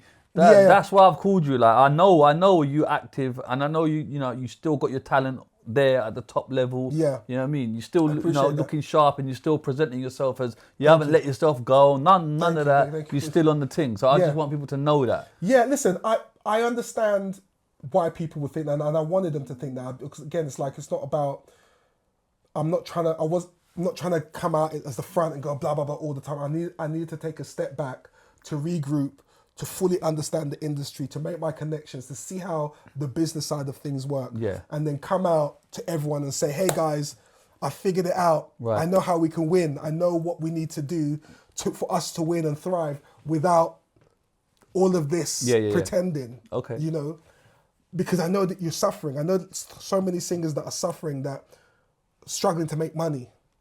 And like I said, so many singers that have got hit records on their drive, bangers, that have tried to put it out and it's bombed. And then they get depressed and they think, oh, is my song good, or I don't have talent? No, it's not that. It's just because the industry is not what you think it is, you know? And my job, as I feel, is to now educate you and show you this is the way. If you want to win, this is the way you're going to win. And because I speak to these people, I'm on the dark side as well. Right. I hear you. You know? And I'm coming to show you the light. And so when you jump on board on my arc, we'll take over. And it'll be fun. It'll be a vibe. Everyone's going to be like, wow, this is so great. Yeah. Can we talk about the book? You can talk about my book, yeah. This is a book you've made. Do you want to talk about it? What's inside it? What is it about? So the book is called High Paid Singer. So this is the ticket to success for any independent singer that want to make it in the music business. Right. What is it, like a manual? What is it? How to conduct yourself? This is Amy Winehouse here. Look, this is up Darkers. Yeah, right. This is the truth. This is like the blueprint for any singer that wants to achieve success. And it's not by saying, you're going to go and get signed and everything like that. It's more so about understanding how the industry works, how the industry decides on who they buy. Right. And it's also empowering, it's to empower singers to take control of their craft the right way and focus on branding, gigs, understanding the strength of putting on your own show and then selling that experience to brands. It's like a step-by-step guide of what to do. Everything. It's like a... Yeah, I mean, I wish I had that book. It's like a singer's Bible. It's honestly, because I know, like I said, I know what works. Let's take Frank Lucas in the movie Yeah. American. There's a chapter called here. This chapter is a powerful chapter. How long did this take you to write? 2 years. There's a chapter here called Start Selling Dope. Start selling dope, folks. Yeah. You get me? That was like start selling dopamine. You know, so you got to understand that the audience want their fix. Right. As an audience, you want whenever you're going out, you want your fix. I'm going to be entertained. I want my dopamine here. Yeah. So it's not about an artist, because a lot of artists will have a lot of artists go out to promote themselves. Right. A lot of artists go there and say, I want to show people how great a singer I am. Yeah. I want people to go and buy my record. Yeah. But the audience don't care about that. All the audience want to do is be entertained and get their fix of dopamine. Yeah. And so as an artist, when you're going there to try and promote how good you are, you're not landing. Artists need to focus on the number one truth, which is that you're an entertainer first. Your job is to entertain the crowd. And once you do that, everything else falls into place. They become fans. They want to spend money on you. You get brands who want to get involved because you are giving them what they want, entertainment. You're not trying to sell them anything. You're not trying to push on your talent or do all the runs and riffs. You're literally just looking at an audience and saying, what am I going to do in the next 10 or 15 minutes or half an hour that's going to make them feel something? And once you can nail that, everything else comes into place. The money, the bookings, all of that stuff. Yeah, this is cool. How to budget smartly, how to perform like a pro. Yeah. It really is a step by. Where's this out? Everywhere? Is it? It's on my website, highpaidsinger.com. Right. It's not on Amazon or anything? No. Because the book comes with other things as well. What does it come with? Comes with templates. It comes with cheat sheets. Okay. It comes with all the tools that you need to execute. But you can put it in Amazon as a package. No, but Amazon will just take your money, man. Amazon is How much is the book? Harsh. Online, it's 27 online. Right. Digital. Right. It's about 27 quid online. Right. The physical book's about 45. Okay. Yeah. Some will say that's expensive for a book. Yeah, well, it's not a book. It's a life-changing thing. It's a Bible. Yeah. And to be honest, it was selling for 100 quid. Okay. Yeah. Okay. I'm keeping this now. You can have it, yeah. What's the website? It's highpaidsinger.com. And is the S a normal S or is it this dollar S? Yeah. Highpaidsinger.com. Yeah. Love to see it. Yeah, right. So you're fully active now. We don't want to hear no excuses. Yeah. You're back in the game. Yeah, we're back. Music's dropping. Yeah. Right. I do this thing where I get ChatGPT to create some questions and ask them. Cool. So get ready. We're going to do that. And then we are good to go. Yeah, let's do it. You've been called everything from key contributor to just a session singer for the streets. What's the truth that still hasn't been said properly? I think we've covered that one. Covered that. When Mike Skinner publicly downplayed your role, did that hurt more personally or professionally? Personally, that hurt. Yeah. Do you feel erased from UK music history or sidelined by it? No, not at all. No. I don't feel sidelined at all, no. That's a good question. But you sang on some of the biggest records of that era. Why doesn't your name ring as loud as the songs? Circumstances, yeah. I suppose if you're part of the streets, the song was coming out as the streets, then Yeah. you're part of the streets. Otherwise, it would have been the streets featuring Leo in every single song, but it's not. It's not, no. So I suppose, fair enough. Be honest, do you think race or image played a role in why you weren't positioned as the face, just the voice? Of what, the streets? Yeah, I guess. No, I think the streets was a Mike Skinner project. So. Do you ever feel used by the industry rather than developed by it? No, I'm not used by the industry. I think you got to really understand what the industry is. I mean, when you think about how many black male singers there are, you can probably count on one hand, really. Like, obviously you've got Mark Morrison, you've got... A British, you mean? British one, yeah. It's not like, and I'm talking like R&B, I'm not talking like grime and stuff like that, I'm talking about singers, you know. It's not like you have, a lot of them have come from, like Craig David came from garage, right? You understand? And so a lot of these, there's not hardly any male solo black British males doing things at the time. Right. Even till today, you can't really name a British black male, can you? Who's your favourite? For what, male singer? Yeah, black British. Again, see, it's like you have to think. Right. I enjoy Michael Kiwanuka. I have to think. What other? I don't know. What I mean? Omar's been here. Yeah, but see, but Omar's old school. Omar's a legend. Yeah. You know, but it's like, is that who we're gonna start talking about now? Right.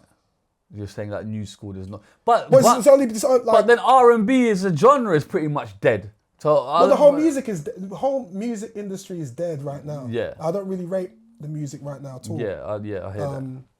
The grime stuff, everyone's just rapping the same now. Like, it's conveyor belt music, I guess. Yeah. Yeah, like here today, gone tomorrow. You've worked with the streets, Kano and Garage Royalty. Who benefited the most from your voice and who paid you the least? Who benefited the most from my voice? Say that again. You've worked with the streets, Kano and Garage Royalty. Who benefited the most from your voice and who paid you the least? Who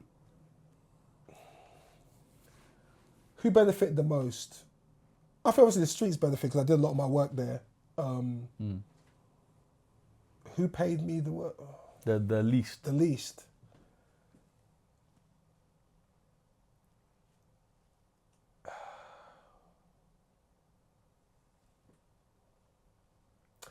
I don't know. Okay, fair enough. Looking back, were you too trusting at the peak of your career? I was, at the peak of my career, I was, too trusting. I didn't have my business head on at all. I was more on the creative artist side rather than on the business side of things. When you went on The Voice, was that a comeback move or the last roll of the dice? No, it was never. I was never chasing fame. For me, it was a business move to build relationships. It was a strategic move to build relationships. I think at that time, it wasn't, for me, fame is not, you can use fame to do business. Yeah. I do believe in getting attention because you can use that attention to get business done. Yeah. But as far as like roll of the dice as to if I don't do this now or I need to do this to be successful, no, I don't believe in it because I'm not chasing validation from anyone. Do you regret airing your frustration publicly during the Mike Skinner situation, or was it the overdue truth? Well, I deleted the response that I made. Do I regret no, I don't regret it. I understand why I did it. Like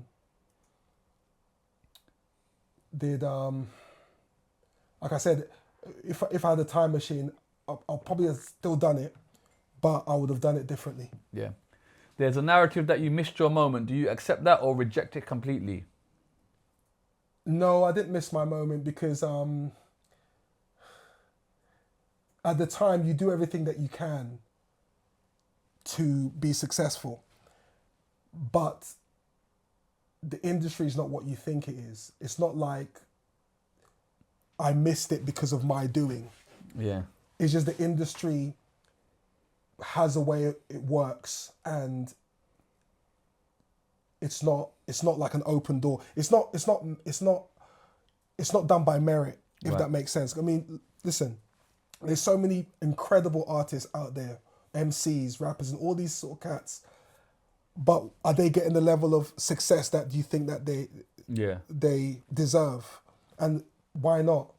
You know, so many talented rappers, MCs that I know.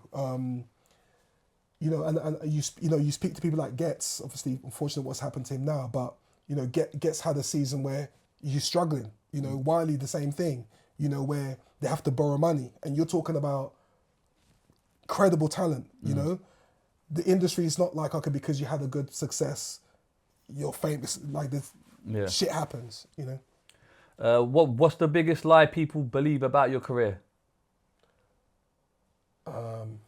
I don't know. What is the lie? Okay, you tell me. I don't know. All right. Did success come too early before you had the power to protect yourself? No, a success didn't come too early for me. Like I said, it was just a natural progression of things that I was doing, and just being successful at one thing and just getting opportunities. No, I don't think it did. No. Do you feel UK music celebrates voices but not the people behind them? I think the industry right now, I think there's a lot of people in the industries there's a lot of people in the industry that are not from the industry now. That, like I said, the music, the quality of the music, the quality of the artists right now, today, is not at the level that it was.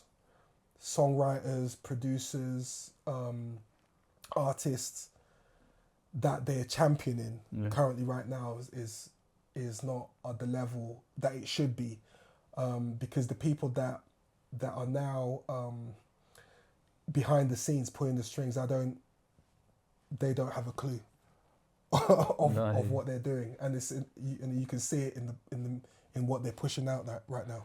If Dry Your Eyes or Nite Nite dropped today, do you think you'd finally get full credit? I don't know if you sang Dry Your Eyes, because you don't even know if you sang it, but Blinded by the Lights then or something. If it dropped what today? Yeah, do you think you'd finally get full credit? Yeah, I think so. What conversations happened behind closed doors that fans would be shocked to hear? What conversations happened today? No, none. Do you still love music the same way after you've experienced everything? Yeah, I love it. Love music. I mean, like I said, I'm in the studio pretty much all the time. I've got some tunes. I write for people. I did Oxide. I wrote for Oxide and Neutrino a few years last year, I think. So yeah. I'm trying to get new like Trino, bro. He keeps ducking me, bro. Sort it out, bro. Come on, man. Yeah, I get him. You know what I mean? Yeah. So, but would you feature on tracks if someone called you and said, "Brother, I need you for a hook and that"? Are you yeah, available? I did. Like I said, I did it for Oxide. I mean, I don't really do it much, but yeah. Why don't you do it much? This is a good avenue. There's a song, a rapper called you, so listen. Oh yeah, if a rapper called me, you of do a course. hook. I mean, the thing is, I've got tunes. I've got so many bangers. I've got tunes for days. Yeah, brother, the world needs to hear them, you know. It's Man said I got bangers, bro. I got 2 hooks. What, are you mad? Right. Yeah, it's crazy. But the point is, like, I've got songs for people. I've got songs for artists. I've got songs for MCs. Okay. I've got hooks for days. Yeah, you need to get out now, bro. Yeah. You've been cooking for too long, bro. Yeah, it's true. Man's had the pot stream for 13 years, fam. Maybe I need... Start dishing out the plates, bro. Yeah, maybe I need a manager. Maybe I need a manager to come in and do all those things. If the industry called tomorrow and offered you the spotlight again, would you trust it this time? Yeah, because I know how to navigate it easily. Right. Yeah. Did anyone in the industry ever tell you to stay quiet to protect bigger names? No. If Mike Skinner was sitting here right now, what's one sentence you'd say without sugarcoating it? I'm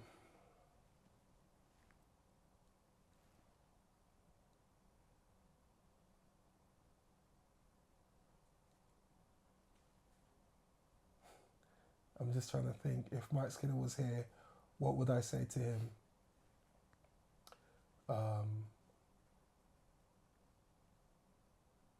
I'll say it really wasn't that deep.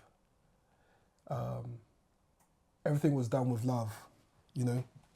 Yeah, it's not that deep. Everything was done with love, and Yeah, man, let's have a chat.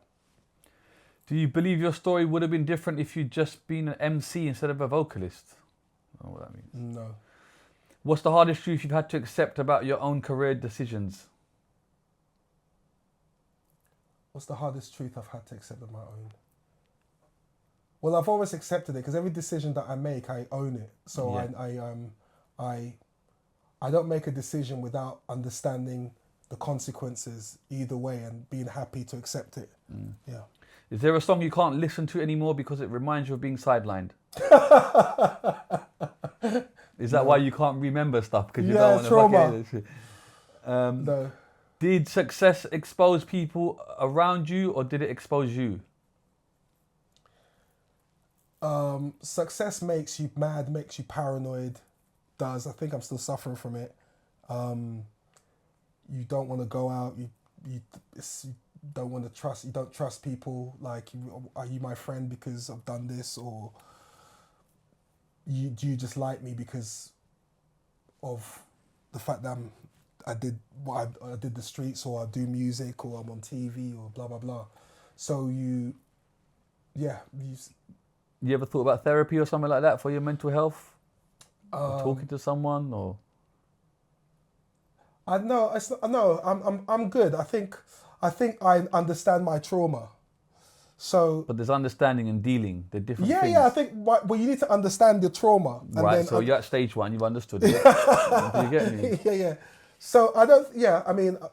Yeah. Because some people will put it in a box. They understood it. They put it in the box. Yeah. And never have to deal with it or Listen, visit it. let me tell you what it is. Other people will talk about it, deal listen. with it, and then that box is removed from their head. No, the box is there. The point is, I take responsibility of my life. I take ownership of my shit. So it's like, once you take responsibility, everything is my fault. Everything falls on me. Right. There's no blame on anyone. There's not, oh, if you didn't do this, I would be here, or I blame you for the lack of. No, it's every decision that I made, I own. Oh, it. So I'm good with that. There's no regrets. Yeah. When your story is told years from now, what part do you refuse to let others rewrite? I was session singer. Yeah, I hear that. 30 quick fire questions and we're done, sir. Oh, Thank you so much for your time. It's Thank been you, man. amazing, insightful. It's been great. Thank you so much. Studio or stage? Stage. Fame or freedom? Freedom. Garage or R&B? Oh, are we talking R. Kelly R&B? Oh no, bro. You can't say R. Kelly anymore, bro. You get me? Oh, wait, we can, bro. We can. The Garage king. or R&B? Oh, man. Garage or R&B? Garage is R&B. Brother, pick one. Fuck me. Garage or R&B? R&B. Oh, fuck. Do you think R. Kelly tunes should be banned, or do you think they No. should still play? They should still play 100%. Okay. Hook or verse? Hook. The streets or solo? In what capacity? I don't know, whatever capacity you think. Solo. Okay. Early success, blessing or curse? Blessing. Brit School, essential or overrated? When I was there, it was incredible. I don't know what it is like now. Industry politics, learned or burned? Both. Mike Skinner, conversation or closure? Well, that's closure for me, but it's conversation open. Nite Nite, pride or pain? Pride. The Voice, redemption or reset? Reset, I think I know what that means. But Live band or DJ? live band. 2000s era or now? 2000. Underrated or overlooked?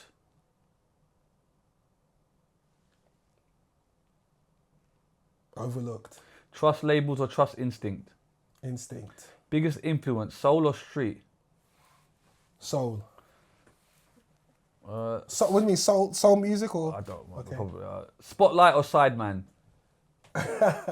Spotlight. One song to be remembered for? You It's fucking yet to don't even come. know what he sang. It's yet to come because I can't remember. Studio egos, tolerable or toxic? Studio. You talking about me? Just in general, studio egos, tolerable or toxic? Oh, studio ego. Tolerable. Money change things, yes or no? Yes. Walk away or fight back? Walk away. Legacy matters, yes or no? Yes. Regret anything, yes or no? No. Best advice you've ignored.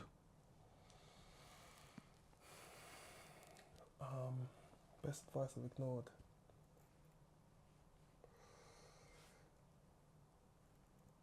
Say,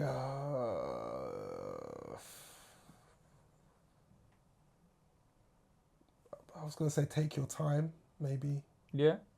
Fucking no, you take your time, bruv. It's been Yeah, 13 no, years, fucking bruv. take it. Forget that advice, bruv. Start bringing out the shit, bruv. Yeah. I want to see some music, bruv. Don't worry, it's coming, One bruv. word for your journey.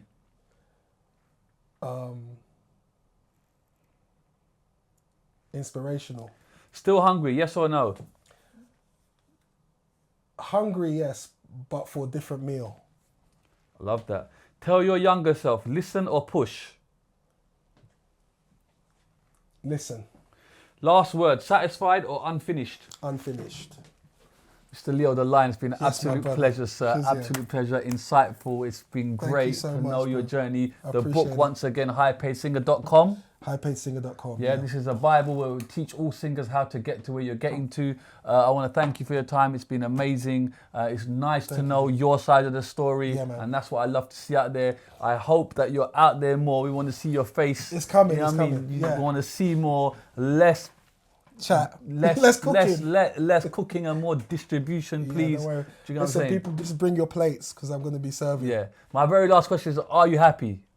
Yeah, very happy. Good. Yeah. Long may it continue. I'm Thank here you if so you need much. anything, my bro. Love Thank and you. respect to you, you bro. so much. Keep on smiling, man. Yo, Thank we you, bro. out. Peace.